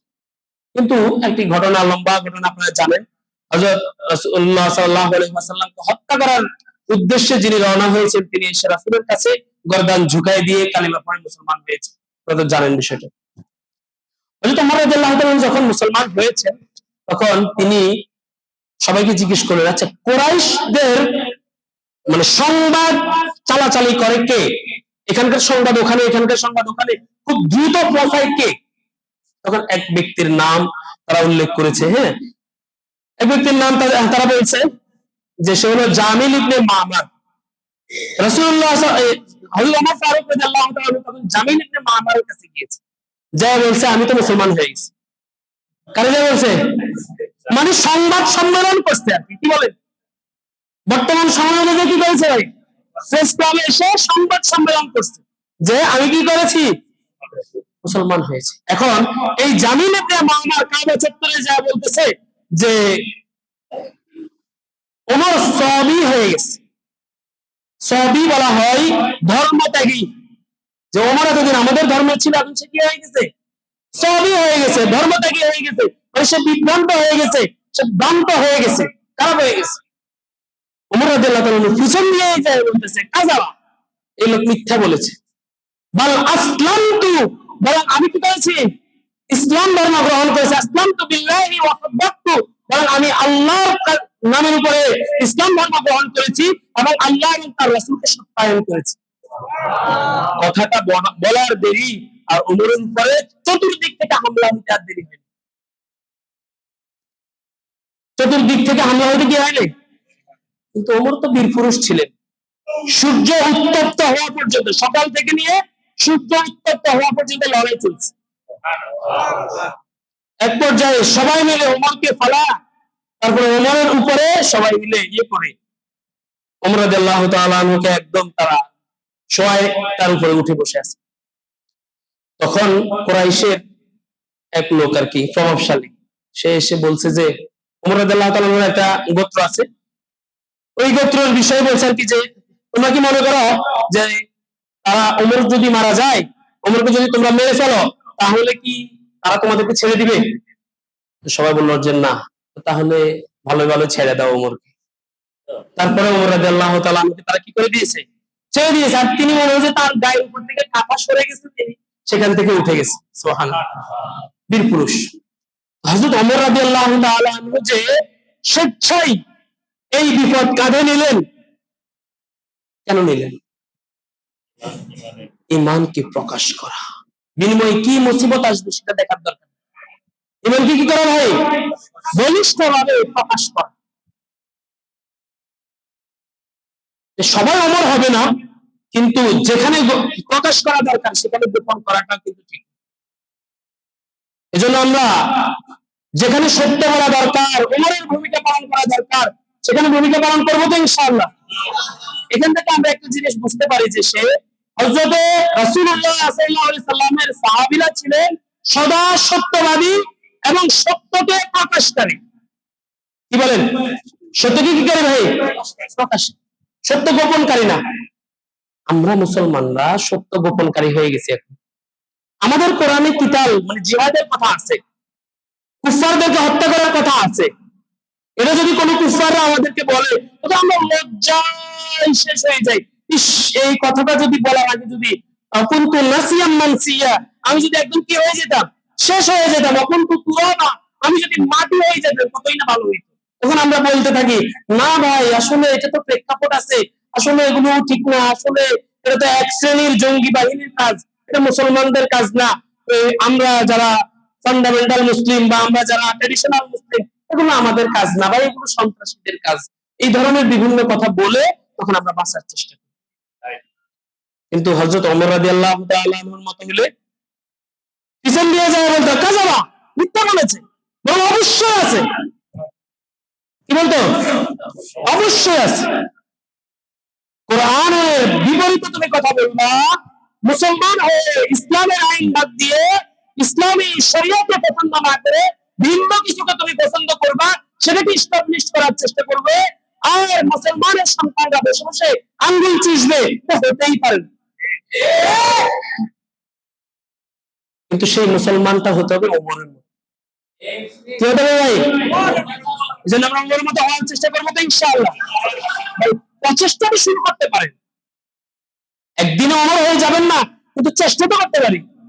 আল মুমিনুল কওয়িয়্যু আহাব্বু ইলাল্লাহি মিনাল মুমিনিদ দাঈফ। আল্লাহ রাব্বুল আলামিনের কাছে দুর্বল ঈমানদারের চাইতে শক্তিশালী মজবুত ঈমানদার, সেটা মজবুত বিল এই যে শক্তিটা, কুওয়া, কুওয়া বিসসালাহ, কুওয়া বিল আকাদ, কুওয়া বিদ দালাইল, কুওয়া বিল সবকিছু আর কি, হ্যাঁ, যে সব কিছুতে শক্তিশালী হতে হবে। কুওয়া বিসসালাহ, অস্ত্র শস্ত্র শক্তিশালী হতে হবে। কুওয়া বিল আকাদ, আকীদাতে মজবুত হতে হবে। কুওয়া বিদ দালাইল, দলিল প্রমাণে কোরআন ও হাদিসের জ্ঞান ভান্ডারকে অর্জন করে দলিল দিয়ে একদম ইসলামের সকল শত্রুদেরকে চ্যালেঞ্জ করার মতো যোগ্যতা, এই সব কিছু এর ভিতরে আছে। শুধু আমরা একটা ব্যাখ্যা করে দিব যে আসলে ভাই এখানে কুওয়াত শক্তি বলতে ঈমানি শক্তির কথা বলা হয়েছে, এটা না। এখানে শক্তি বলতে, শক্তিশালী মুমিন বলতে ওই অস্ত্র শস্ত্রের শক্তির কথা বলা হয়েছে। শক্তিশালী মুমিন বলতে ওই দুর্বল মুমিনদের দায়িত্ব নিতে পারে, লায়াবিলিটি নিতে পারে, তাদের বিপদে তাদেরকে উদ্ধার করতে পারে, এই যোগ্যতাওয়ালা ঈমানদারের কথা বলা হয়েছে। আমার কথা বুঝলেন ভাই? এই যোগ্যতাওয়ালা ইমানদার আছি আমরা? এই যোগ্যতাওয়ালা ইমানদার ছিল, যখন ছিল তখন হিন্দুস্তানের রাজারা এই যোগ্যতাশীল ইমানদারদের ভয়ে থরথর করে কাঁপছে। মোহাম্মদ বিন কাসেম নাম শুনেছেন না ভাই? কত বছর বয়সে ইন্তেকাল করছে বলতে পারবেন কেউ? ইন্তেকাল কথা বলছি, কত বছর বয়সে ইন্তেকাল করছে বলতে পারবেন কেউ? 18 বছর বয়সে দুনিয়া থেকে চলেছে। কত বছর বয়সে? 18 বছর বয়সে দুনিয়া থেকে চলে গেছে। আর 17 বছর বয়সে ভারতীয় উপমহাদেশে সৈন্যবাহিনী নিয়ে এসেছে এবং ভারতীয় উপমহাদেশে মুশরিকদের উপরে হামলায় পড়ে মুশরিকদের 12টা রাজত্ব দখল করেছে। সুবহানাল্লাহ। এরা ছিল শক্তিশালী মুমিন।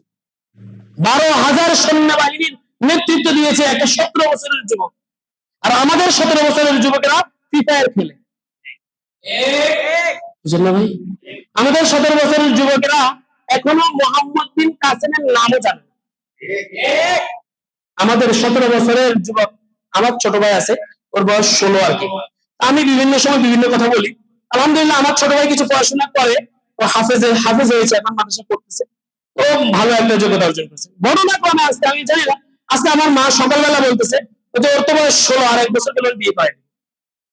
আমার বাবা বলছে কেন না করা যাবে, এটা পড়ালেখা ক্ষতি হবে। আমার মা বলছে তাহলে ও পড়বে, তার স্ত্রীও পড়বে, কেমনে বুঝাস আমি জানি না। আমি তখন পাশে দিয়ে বললাম যে যদি করান সত্যি সত্যি, তাহলে ওর এবং ওর বউয়ের সকল খরচ আমি দিব ইনশাআল্লাহ। মানে তার খরচ তো এখন আমি চালাই, আর বউর পড়ালেখার খরচ আমি চালাবো ইনশাআল্লাহ।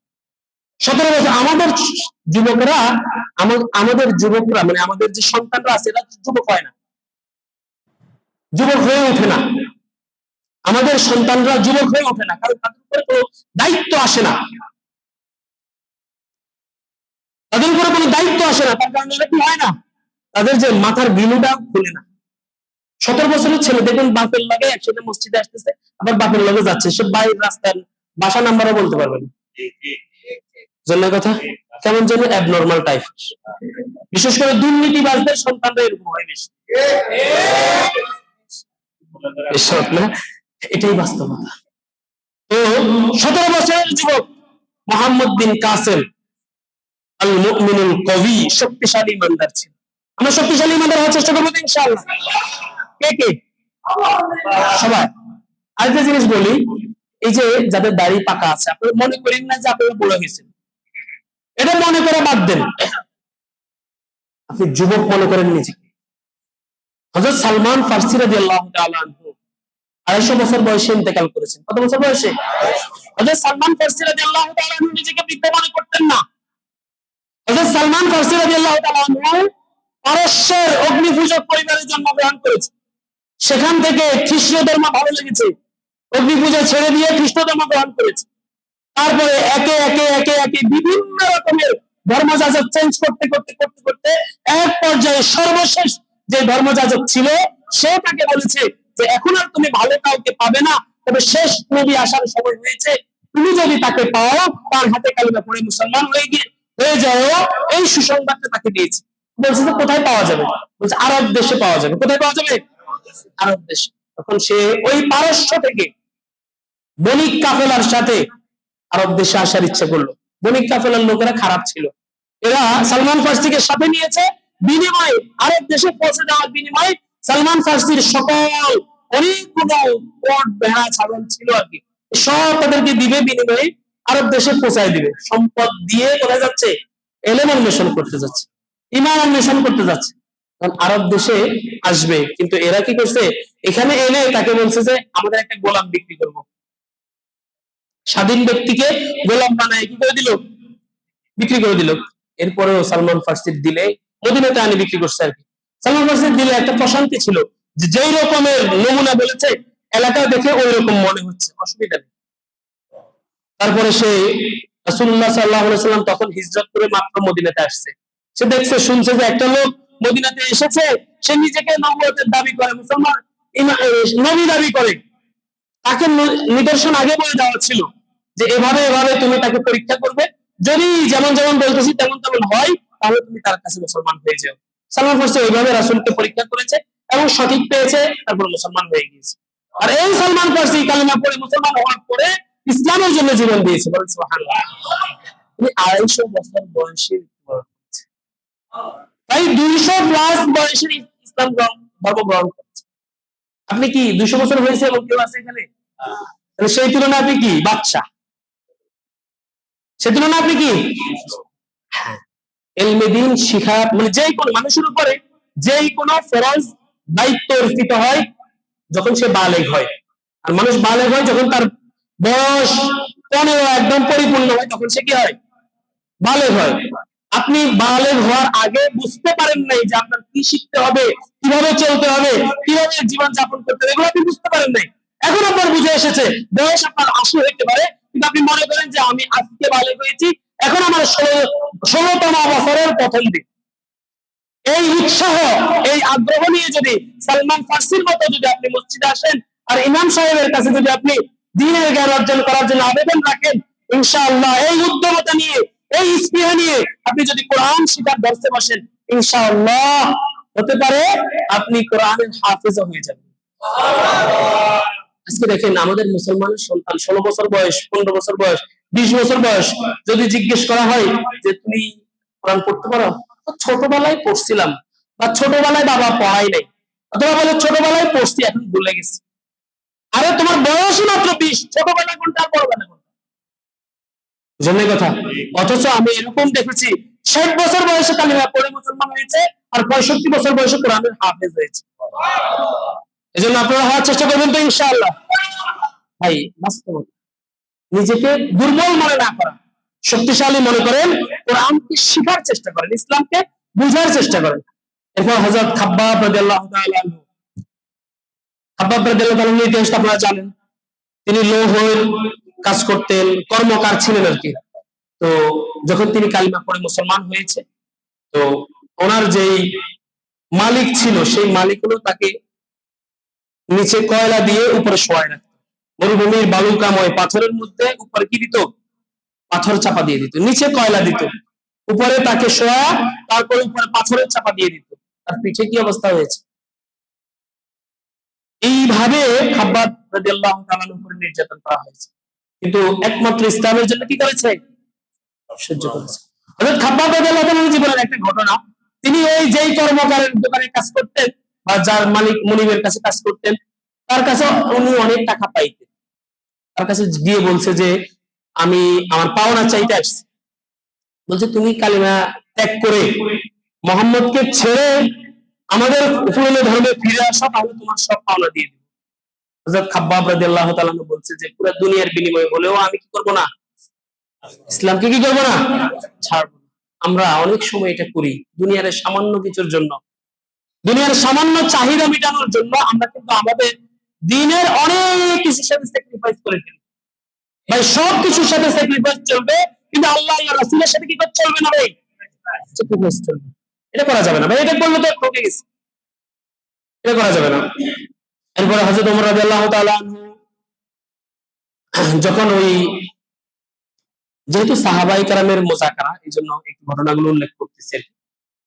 হযরত ওমর রাদিয়াল্লাহু তাআলা যখন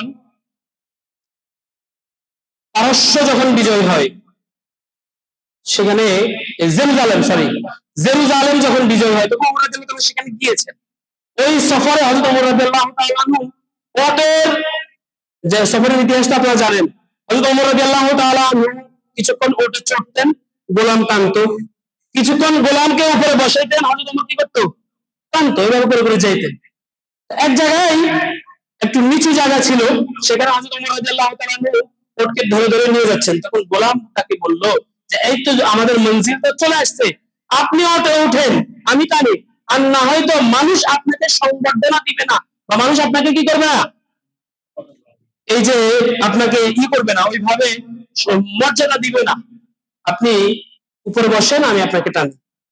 তখন হযরত ওমর রাদিয়াল্লাহু তাআলা বলছেন ইন্না কুন্না আযাল্লা কওমি, আমরা ছিলাম নিকৃষ্ট জাতি, আরবের জাতি, জাহেল জাতি, মূর্খতার সমাজে বসবাস করতাম। আমরা ছিলাম কি জাতি? নিকৃষ্ট জাতি ছিলাম। ফাআযানাল্লাহু বিল ইসলাম, আল্লাহ তাআলা আমাদেরকে ইসলাম দ্বারা সম্মানিত করেছে।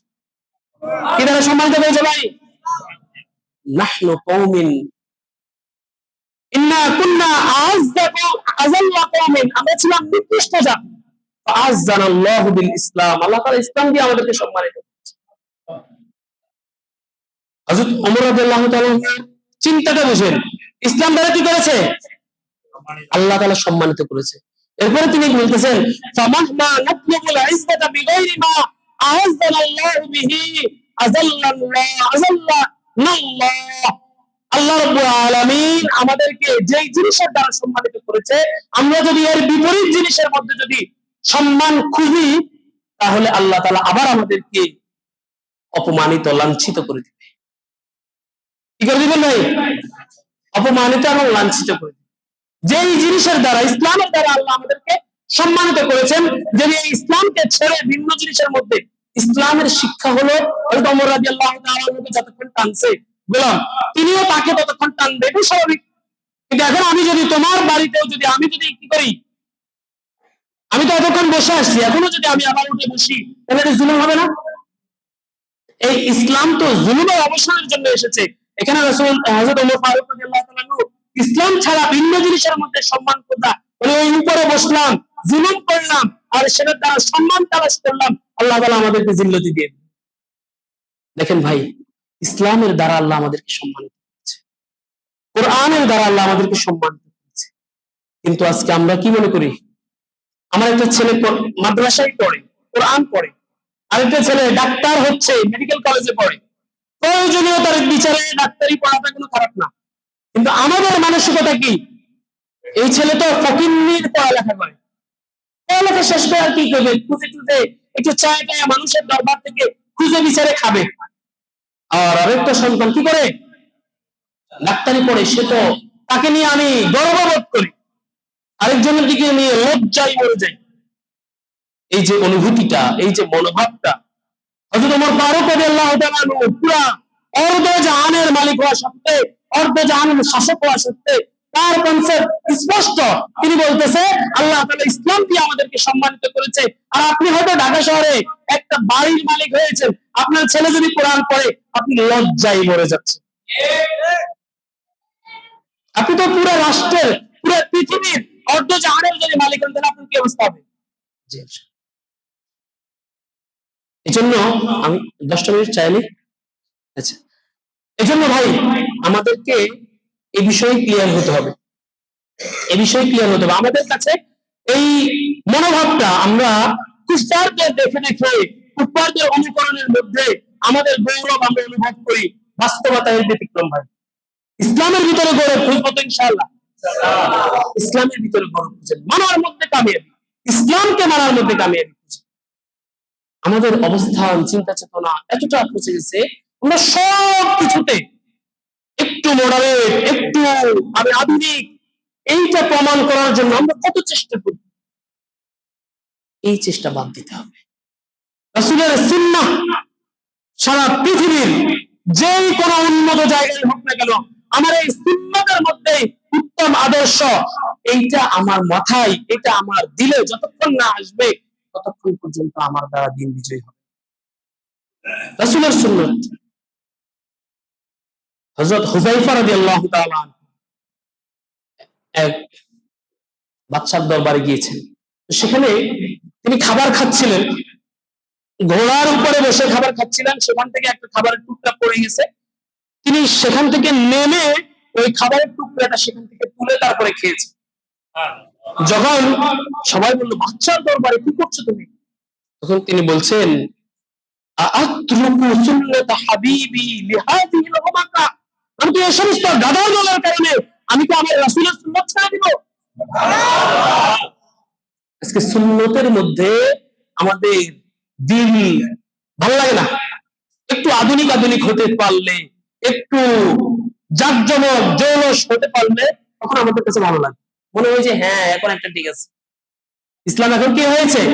আধুনিক হয়েছে। এই মনোভাবটা পরিহার করতে হবে, সুন্নাতের মধ্যে আসার চেষ্টা করবো ইনশাআল্লাহ। হ্যাঁ, অনেক কিছু যেগুলো সুন্নাত নয়, সুন্নাহ বলে চালাই দেওয়া হয়েছে, সেগুলো আমরা বুঝে শুনে সঠিকভাবে সঠিক সোর্স থেকে দিন শিখে সেটাকে মানার চেষ্টা করব। যেটা সুন্নাত নয় সেটা মানার দরকার নাই, তুমি যেটা সুন্নাহ হিসেবে প্রমাণিত সেটা মানতে হবে তো ইনশাআল্লাহ, চেষ্টা করবো তো ইনশাআল্লাহ। সুন্নাহ মোতাবেক জীবন। আমি একটা হাদিস পড়েছি, হাদিসটা হলো তারাক্তু ফীকুম আমরাইন। আল্লাহ রাসূল সাল্লাল্লাহু আলাইহি ওয়াসাল্লাম বলেন, আমি তোমাদের মধ্যে দুটো জিনিস রেখে যাচ্ছি। কয়টা জিনিস রেখে যাচ্ছি? দুটো জিনিস রেখে যাচ্ছি। তারাক্তু ফীকুম আমরাইন লান তাদিল্লু মা তামাসসাকতুম বিহিমা। যতদিন পর্যন্ত তোমরা এগুলোকে আঁকড়ে ধরবে ততদিন তোমরা গোমরাহ হবে না। এক হলো কি? কিতাবুল্লাহ, আল্লাহর কিতাব, ওয়া সুন্নাত রাসূলি, এবং আল্লাহ রাসূলের কি? সুন্নাত। এই কিতাবুল্লাহকে গ্রহণ করবে তো ইনশাআল্লাহ। শুধু ব্যক্তি জীবনে না, পারিবারিক জীবনেও, সামাজিক জীবনেও, রাষ্ট্রীয় জীবনেও, আন্তর্জাতিক জীবনেও, সর্বমহলে এই কিতাবুল্লাহকে আঁকড়ে ধরবে তো ইনশাআল্লাহ। আর এই কিতাবুল্লাহকে আঁকড়ে ধরতে গিয়ে যদি কেউ বাধা হয়, তো তাদের ক্ষেত্রে জীবন দিতেও প্রস্তুত থাকবো, প্রয়োজনে জীবন নিতেও প্রস্তুত থাকবো। আমার টার্গেট হলো কিতাবুল্লাহকে বাস্তবায়ন করা। আমরা তো অন্য কিছুর জন্য রক্তপাত করতেছি না, রক্তপাতের কথা আমরা বলি না। তোমরা কিতাবুল্লাহ মেনে নাও, আমরা রক্তপাত ছেড়ে দেব ইনশাআল্লাহ। আর তোমরা আল্লাহর কিতাব মানবে না, তো এর জন্য আমরা বজায় কায়েম করতে প্রস্তুত আছি ইনশাআল্লাহ। মনে থাকবে তো ইনশাআল্লাহ। ভাই, ইসলাহ ইসলাহ ইসলাহ, ইসলাম মানে সংশোধন। ইসলাম মানে কি? সাহাবায়ে কেরাম যেভাবে নিজেদেরকে সংশোধন করাইছে, সেভাবে সংশোধন হয়ে যাওয়া। কদ আফলাহা মান তাযাক্কা, যে নিজেকে সংশোধন করেছে সে সফল হয়ে গেছে। সে কি হয়ে গেছে ভাই? সফল হয়ে গেছে। যেন সংশোধন করার চেষ্টা করবো ইনশাআল্লাহ। ভাই, আমরা দাড়ি রাখলাম, টুপি রাখলাম, পাঞ্জাবি পরলাম, আর আমি সুদও খেলাম, সংশোধন হইলো? ঘুষও খেলাম, সংশোধন হইলো? মিথ্যা কথা বললাম, সংশোধন হইলো? মাপে কম দিলাম, সংশোধন হইলো? আমি তসবিহ টানতে টানতে টানতে টানতে তসবির ওই সুতা ছিঁড়েও গেছে। জীবনে কয়টা তসবির সুতা ছিঁড়ছেন বলিয়েন? ইতিহাস পরে শুনাই আর কি নাতি নাতিদেরকে। তো এত তসবিহ টানছি, কিন্তু আমার জীবনে এখনো মিথ্যা কথা ছাড়তে পারি নাই। এই তসবির কোন দাম আছে? এখনো মানুষকে ওজনে কম দেই, দরকার আছে এই তসবির? আমরা চেষ্টা করব সুন্নাহ যতগুলো আমল আছে সবগুলো করব, আর যতগুলো খারাপ জিনিস আছে, খারাপ অভ্যাস আছে, একে একে সব প্রত্যাখ্যান করার চেষ্টা করব ইনশাআল্লাহ। প্রয়োজনে তালিকা করেন, একটা তালিকা করবেন, এমনি করে যত খারাপ কাজ দুনিয়াতে আছে, যত খারাপ কাজ দুনিয়াতে আছে সব কাজের তালিকা করেন। তারপরে তালিকা, এটা হলো ইসলাম ভাই, ইসলাম করতেছে এখন। তালিকা করেন, তারপরে মিথ্যা কথা আমার মধ্যে নাই, চগলখড়ি আমার মধ্যে নাই, মানুষকে ঠকানো আমার মধ্যে নাই, ধোঁকাবাজি করা একটু মনে হয় আছে, এটা আমাকে সংশোধন করতে হবে।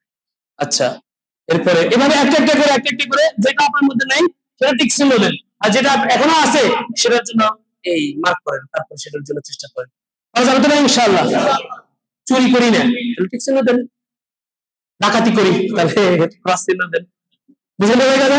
চুরি তো ছোটখাটো ছিল, সেটা করে না মানুষ, কি করে? এই জন্য আমরা নিজেদেরকে সংশোধন করাই নিই। আমি বাড়তি 10টা মিনিট চেয়ে নিছি। এই 10 মিনিটে এখন আমি কিছু নিদর্শন বলবো, যেই বিষয়গুলো যদি আমাদের ভিতরে থাকে বুঝবো যে আমাদের ইমান দুর্বল, সাহাবীদের মতো হয় নাই। পুরো আলোচনাটা শেষ করতে পারি নাই, বাইরে সম্ভাবনা যতটুকু পারছি ইনশাআল্লাহ। এই নিদর্শনগুলো যদি আমাদের ভিতরে যদি আমরা অ্যানালাইসিস করি ইনশাআল্লাহ, এই পুরো আলোচনাটা সামারি চলে আসবে সামনে। ইমানের দুর্বলতার নিদর্শন সমূহ: 1, হারাম ও গুনাহের কাজে নিমজ্জিত হওয়া। আমি হারাম কাজে যুক্ত কিনা একটু নিজেকে জিজ্ঞেস করি, আমি গুনাহের কাজে যুক্ত কিনা একটু জিজ্ঞেস করি। এই যে জিজ্ঞেস করা লাগবে। এখন যদি আপনি গুনাহই চিনেন না, তাহলে ওস্তাদের কাছে যান, শিখেন গুনাহ কারে বলে, গুনাহ কি কি, অথবা গুগল করেন গুনাহ কারে কয়, কি কি গুনাহ। একটা হলো আল্লাহ রাব্বুল আলামিন যা করতে বলেছে সেটা প্রত্যাখ্যান করা, সেটা না করা, এটা গুনাহ। আল্লাহ রাব্বুল আলামিন যেটা করতে নিষেধ করেছেন সেটা করা, এটা গুনাহ। আল্লাহ রাব্বুল আলামিন কিতাবুল্লাহ বাস্তবায়ন করতে বলছে কি বলে নাই? সেটা আমরা যে করতেছি না, আমরা গুনাহগার, গুনাহগার না। কিতাবুল্লাহ বাস্তবায়নের চেষ্টা নাই আপনার, ওই নেতার আদর্শ বাস্তবায়নের জন্য আপনি জীবন দিতে প্রস্তুত হয়ে যান। তাহলে ইমানের দুর্বলতা। আমি গুনাহ, এটা শুধু একটা উদাহরণ দিলাম আর কি। আমি হারাম ও গুনাহের কাজে নিমজ্জিত কিনা নিজেকে জিজ্ঞেস করা। 2, আমি যখন একাকী, আমরা অনেক সময় সম্মিলিত মুনাজাতের নিয়ে বিভিন্ন প্রশ্ন তুলি, নামাজের পরে মুনাজাত করা যাবে কিনা এটা নিয়ে বিভিন্ন কথা বলি। সব কথার ঊর্ধ্বে কথা, সেটা হলো বেসিক্যালি মুনাজাত তো নিষিদ্ধ না। মুনাজাত মানে কি? আল্লাহর সাথে গোপনে কথাবার্তা বলা। সেটা তাহাজ্জুদে হইতে পারে, সেটা সালাতের মধ্যে হইতে পারে, বিভিন্ন। হ্যাঁ, এখন আপনি যখন আল্লাহর কাছে হাত উঠান, চোখে পানি আসে কিনা? নাকি হৃদয় শক্ত হয়ে গেছে, চোখে পানি আসে? যদি চোখে পানি না আসে বুঝেন যে আপনার দিলটা শক্ত হয়ে গেছে, আপনার ভাবার দরকার আছে। 2 নম্বর হলো কি, চোখে পানি না আসা এবং অন্তরে কাঠিন্য অনুভব, দিলটা শক্ত পাথর হয় না। 3, ইবাদতের শৈথিল্য প্রদর্শন। বিভিন্ন ইবাদত বন্দেগীতে অতটা ভালো লাগে না, ফ্যান্টাসি করতে মজা লাগে, এই করলাম সেই করলাম, ইসলামী মাহফিলে আসলাম, সেলফি তুললাম, এগুলো ভালো লাগে। কিন্তু ইসলামের জন্য যে ইবাদতটা যে জরুরি, সেই ইবাদতে আমার কি নাই, এটাতে শৈথিল্য, মন চায় না, ভালো না। 5 ওয়াক্ত নামাজ মানুষের সামনে যখন আছি, দ্বীনি ভাইদের সামনে যখন আছি, খুব গুরুত্ব দিয়ে নামাজ পড়তেছি, একদম লম্বা লম্বা সূরা দিয়ে পড়তেছি। আর যখন আমি বাড়িতে আসি, সুন্নত পড়ি না, জামাতও তরক করে দেই, 5 ওয়াক্ত নামাজও ঠিক মতো পড়ি না। ইবাদতের শৈথিল্য প্রদর্শন, এটা যদি কারোর মধ্যে থাকে, নিজেকে, ইবাদত মানে শুধু নামাজ না, কোরআনের তেলাওয়াত করি না, দৈনিক জিকির আজকার গুলো করি না, বিভিন্ন রকমের ইবাদত হতে পারে সব। 4, কোরআনের আয়াত দ্বারা প্রভাবিত না হয়। আল্লাহ তাআলা বলছেন, ওয়াইজা তুলিয়াত আলাইহিম আয়াতুহু যাদাতুহুম ঈমানা, যখন তাদের সামনে কোরআনের তেলাওয়াত করা হয় তখন তাদের ঈমান বৃদ্ধি পায়, তাদের দিল আল্লাহর ভয়ে প্রকম্পিত হয়। আমার যদি দিল কি না হয়, কোরআনের আয়াত দ্বারা যদি প্রভাবিত না হয়, তো বুঝতে হবে আমারও কি আছে, ঈমানের দুর্বলতা আছে, দিল মরে গেছে। 5, অনর্থক ঝগড়া বিবাদ ও তর্ক বিতর্ক করা, এটা ঈমানের একটা ঈমান বিধ্বংসী বা ঈমানের দুর্বলতার একটা আলামত। ভাই আমরা অনেকে আছি বিভিন্ন ফুরুই শাখাগত মাসআলা নিয়ে ঝগড়া করি, শাখাগত মাসআলা নিয়ে কি করি ভাই, ঝগড়া করি। হাত এখানে বাঁধবো না এখানে বাঁধবো, না হাত ছেড়ে দিব, না কোথায় করব, আমি জোরে বলবো নাকি আস্তে বলবো, এইরকম বিভিন্ন বিষয় নিয়ে আমরা কি করি, কেউ পক্ষে কেউ বিপক্ষে, অনর্থক ঝগড়া লাগাই। ভাই আপনার করতে মন চাই করেন, আপনার করতে মন চায় না করেন না, কিন্তু মসজিদের ভিতরে ঝগড়া করা হারাম, এটা অন্তত কেউ করেন না। চেষ্টা করবো ইনশাআল্লাহ অনর্থক ঝগড়া এটা পরিহার করবো। সেটা যে কোনো মাসলাক নিয়ে ঝগড়া, এটা ভালো জিনিস না, এটা ছাড়বো আমরা। প্রত্যেকের মাসলাক আপনার নিজের কাছে, কিন্তু বেসিক্যালি ইসলামের যে বিষয়গুলো রয়েছে সেগুলোর ক্ষেত্রে তো সবাই এক। চেষ্টা করবো ইনশাআল্লাহ অনর্থক ঝগড়া পরিহার। মুসলমান ভাইয়ের বিপদ আপদে খুশি হওয়া, মুসলমান ভাইয়ের বিপদে কি হওয়া, খুশি হওয়া, মানে ইসলামের জন্য, ঈমানের জন্য। একজন মুসলমান ভাই দিনের সত্য কথা বলেছে, তাকে ধরে নিয়ে গুম করে নিয়ে জঙ্গি হিসেবে উপস্থাপন করেছে, আপনি বললেন ঠিকই আছে, এই নিয়ে বেশি লাফালাফি করছে। এবার এরকম কথা আছে না নাই, ঈমানের জন্য। ঈমানের জন্য এক মুসলমান ভাই আরেকজনের জমিন আত্মসাৎ করেছে, এর বিনিময়ে যদি তার উপরে কোনো বিপদ আসে, ওটার জন্য আমি খুশি হইলে কোনো সমস্যা নেই। ঈমানের জন্য যদি কোনো মুসলমানের বিপদ আসে আর সেই বিপদে যদি আমি খুশি হই, এতে সমস্যা আছে।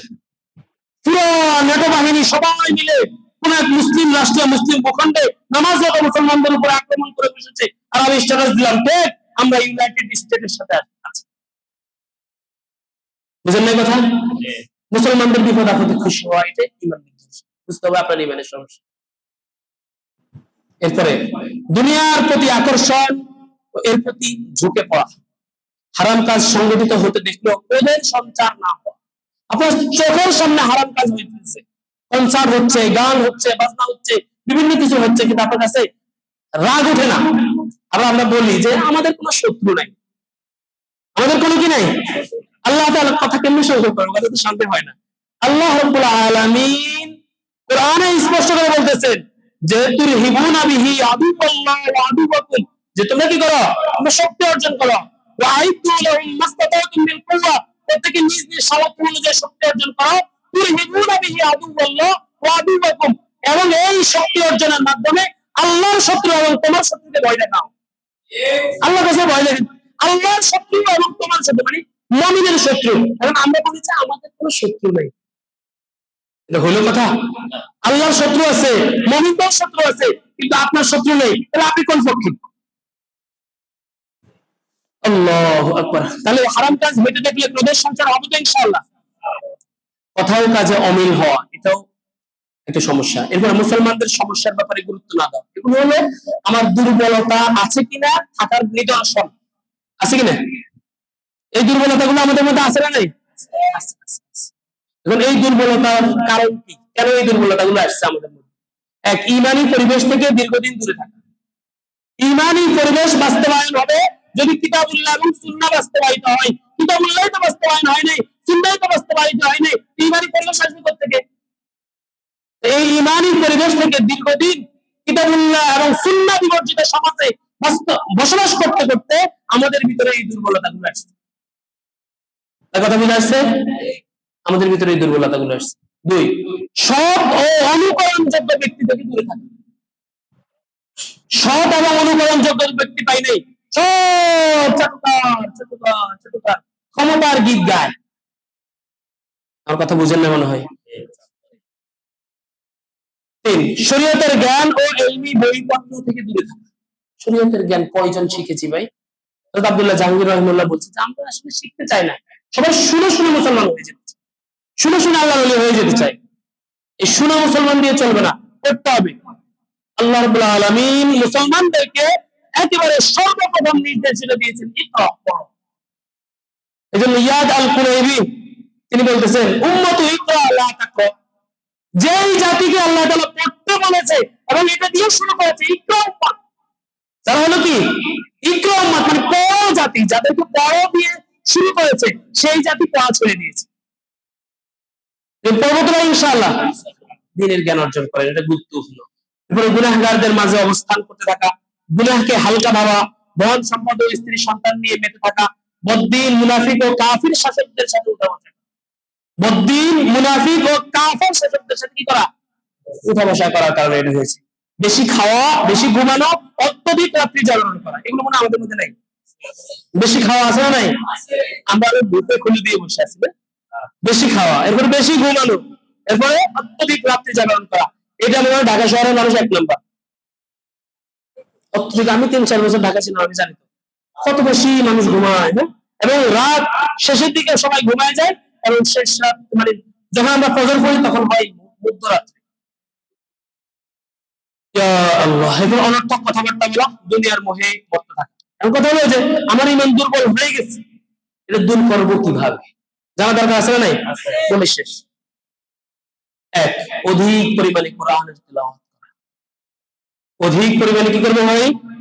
কোরআন। যারা কোরআন পড়তে পারি না, যারা কোরআন পড়তে পারি না, আমরা এই মজলিসের আগে একটা মজলিস করেছিলাম, ভাইদের সাথে কথা হয়েছে, যারা আমরা কোরআন পড়তে পারি না, একদম কোমরে গামছা বেঁধে পাক্কা ধাক্কা নিয়ত করে ফেলবো যে ইনশাআল্লাহ আমরা কোরআন শিখবোই শিখবো ইনশাআল্লাহ। কে কে কোরআন শেখার জন্য প্রস্তুত আছে একটু হাত তুলে আল্লাহ তাআলাকে দেখেন। যারা আগে থেকে পারেন তারা হাত না উঠালেও চলবে। আমরা কোরআন শিখবো ইনশাআল্লাহ, কোরআন শিখবো ইনশাআল্লাহ। ভাই কোরআনের তেলাওয়াত আগে একটা সময় প্রত্যেকটা ঘরে ঘরে হইতো, এখন সবার ঘরে নিয়ম করে হিন্দুদের পূজা হয়, সবার ঘরে নিয়ম করে কি হয় ভাই? জি বাংলা কি আর কি আছে না, স্টার জলসা, আর এগুলোর বদৌলতে প্রত্যেকের ঘরে সকাল বিকাল কি হয়? পূজা হয়। পূজা চলতেছে, সবার ঘরে ঘরে পূজা চলতেছে, কিন্তু কি হচ্ছে না? কোরআনের তেলাওয়াত হচ্ছে না। আমরা কোরআনের তেলাওয়াতকে আবার ঢাকা শহরের মধ্যে একটা আদর্শ সমাজ হিসেবে আপনাদের এই এলাকাটাকে আপনারা প্রতিষ্ঠিত করার জন্য চেষ্টা করবেন তো ইনশাআল্লাহ। এমন একটা সমাজ গড়ার চেষ্টা করে যেই সমাজে একটা মানুষও কোরআন পড়নেওয়ালা ছাড়া থাকবে না, মানে কোরআন পড়তে পারে না এমন কোন মানুষ এই এলাকার বাসা চেঞ্জ করে অন্য জায়গায় চলে যাবে, মানে কোরআন পড়া ছাড়া নাই এমন একটা মানুষ যেন এই এলাকাতে না থাকে, সবাই কোরআন পড়নেওয়ালা। আমরা বলি না কোরআনের আলো ঘরে ঘরে জ্বালো, ভাই ঘরে ঘরে যাওয়ার দরকার নাই, দিলে দিলে যাবে। কোথায় জ্বলবে ভাই? দিলে দিলে ইনশাআল্লাহ। শেষ করে দিচ্ছি, এই জন্য কোরআনের তেলাওয়াত ভাই খুব গুরুত্বশীল। এটাকে শুধু ওয়াজ হিসেবে নিয়ে না, আমরা ওয়াজ করি না, বক্তা না, এটা বাস্তবতার সাথে নেন। আমরা হলো কি করব?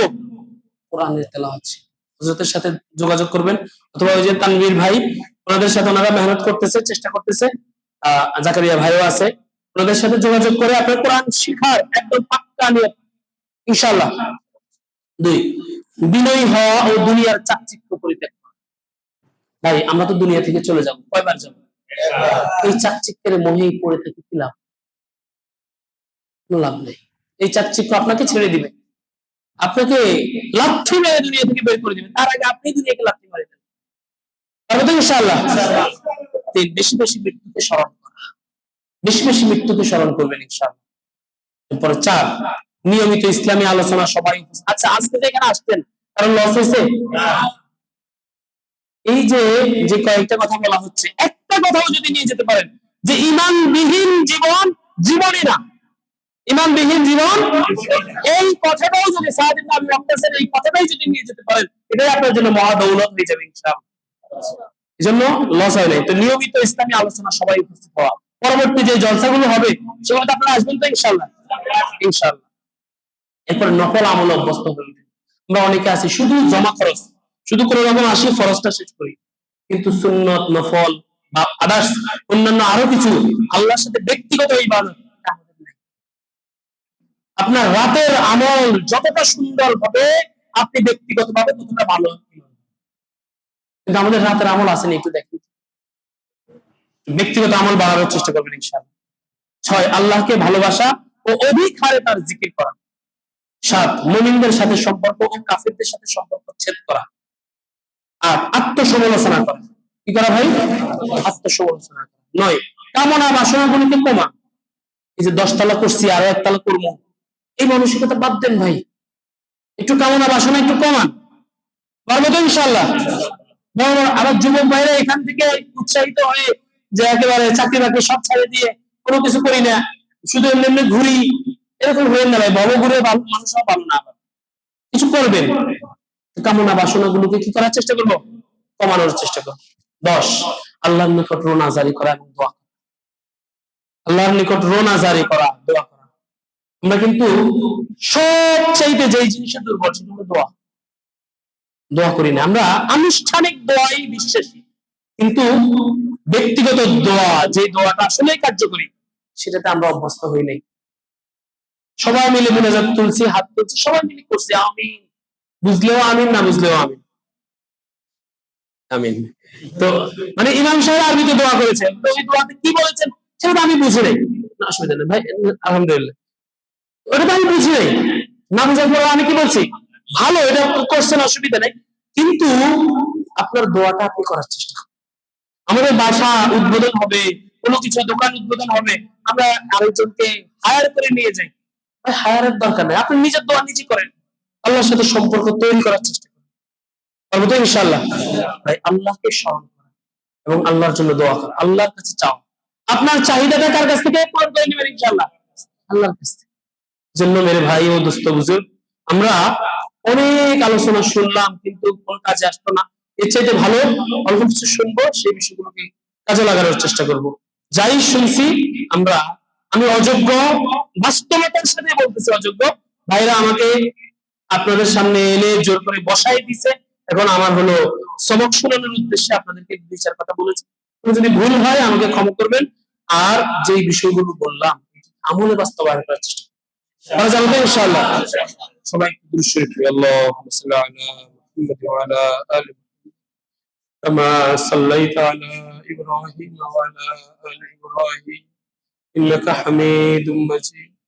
اللهم بارك على محمد وعلى آل محمد كما باركت على إبراهيم وعلى آل إبراهيم إنك حميد مجيد. এখানে আরো কিছু কাজ আছে ভাইরা। জি জি জি অবশ্যই। আলহামদুলিল্লাহ, আল্লাহ তাআলা শুকরিয়া, গুরুত্বপূর্ণ নসিহত করেছেন। আল্লাহ তাআলা যেন সাহাবীদের মতো সত্য ইমানদার হওয়ার তৌফিক আমাদের সবাইকে দান করুন। আমিন। আমরা আজকে জমায় বলেছি ইমানের সামনে কোনো কিছু টিকবে না, ইমানের সামনে কোনো কিছু টিকবে না, সবকিছু পরে ইমান হবে। ইমান আছে তো দুনিয়াও আছে, আখিরাত আছে। ইমান নাই, দুনিয়াও নাই, আখিরাত তো বলবা। কথাটা আমি জুমাতেও বলেছি। আমরা শাইখের জন্য দোয়া করব, আল্লাহ যেন শাইখকে এক হায়াতের মাধ্যমে আরো বাঁচিয়ে রাখে। আমিন। আপনারা জানেন আমাদের ইসলামী মজলিসের দুই একটা ইভেন্ট শেষে থাকে, একটা হচ্ছে প্রশ্ন উত্তর পর্ব। আমরা একটা কুইজের ব্যবস্থা করেছি, প্রত্যেকবারই করে থাকি। সর্বশেষ হালকা কিছু আপনাদের জন্য তাবারকের ব্যবস্থা আমরা রাখি। হয়তো আপনাদের সম্মান অনুযায়ী আমরা কোনো কিছু ব্যবস্থা করতে পারি না। তো আপনাদের কাছে আমার দুইটা আবেদন থাকবে এর আগে, হচ্ছে আপনারা একটু ব্যক্তিগত দাওয়াতি কাজ করবেন। যেহেতু আমাদের মস্তিষ্কটা আমরা কন্টিনিউ রাখার চেষ্টা করতেছি, এটাকে জীবিত রাখার জন্য একটা খোরাক হচ্ছে উপস্থিতি। তো আমরা ইনশাআল্লাহ প্রত্যেকে একজন একজন করে বলে, এক একজনে একজন করে বলে দাওয়াতের মাধ্যমে আমরা এই মস্তিষ্কটাকে আরো জমজমাট করতে পারবো না ইনশাআল্লাহ। দুই নম্বরে একটা কথা বলছি, মনে হয় না কথাটা বলার শোভনীয়, আমি কারোর সাথে পরামর্শ করি নাই, আমি আমার দিল থেকে বলতেছি আর কি। এই যে মসজিদটা আমরা করতেছি, মসজিদটার পিছনে কিন্তু হালকা সামান্য কিছু খরচ আছে না? আছে। আমাদের কিছু ভাইরা স্বেচ্ছায় প্রতি মাসে প্রতি মজলিসে দিয়ে যাচ্ছে, কোরবানটা করে যাচ্ছে। আমরা যারা এখানে আছি, আমি কারো নামও বলবো না, আমি ওয়াদাও করবো না, আপনারা যদি খুশি মনে এই মজলিসের জন্য কিছু দিতে চান, মাসে মাসে 10 টাকা হোক 20 টাকা হোক আমার কাছে দিতে পারেন ইনশাআল্লাহ। দিবেন তো ইনশাআল্লাহ, যাতে আমরা এটাকে আরো সুন্দরভাবে মজলিসটাকে আপনাদের সাথে উপস্থাপনা করতে পারি ইনশাআল্লাহ।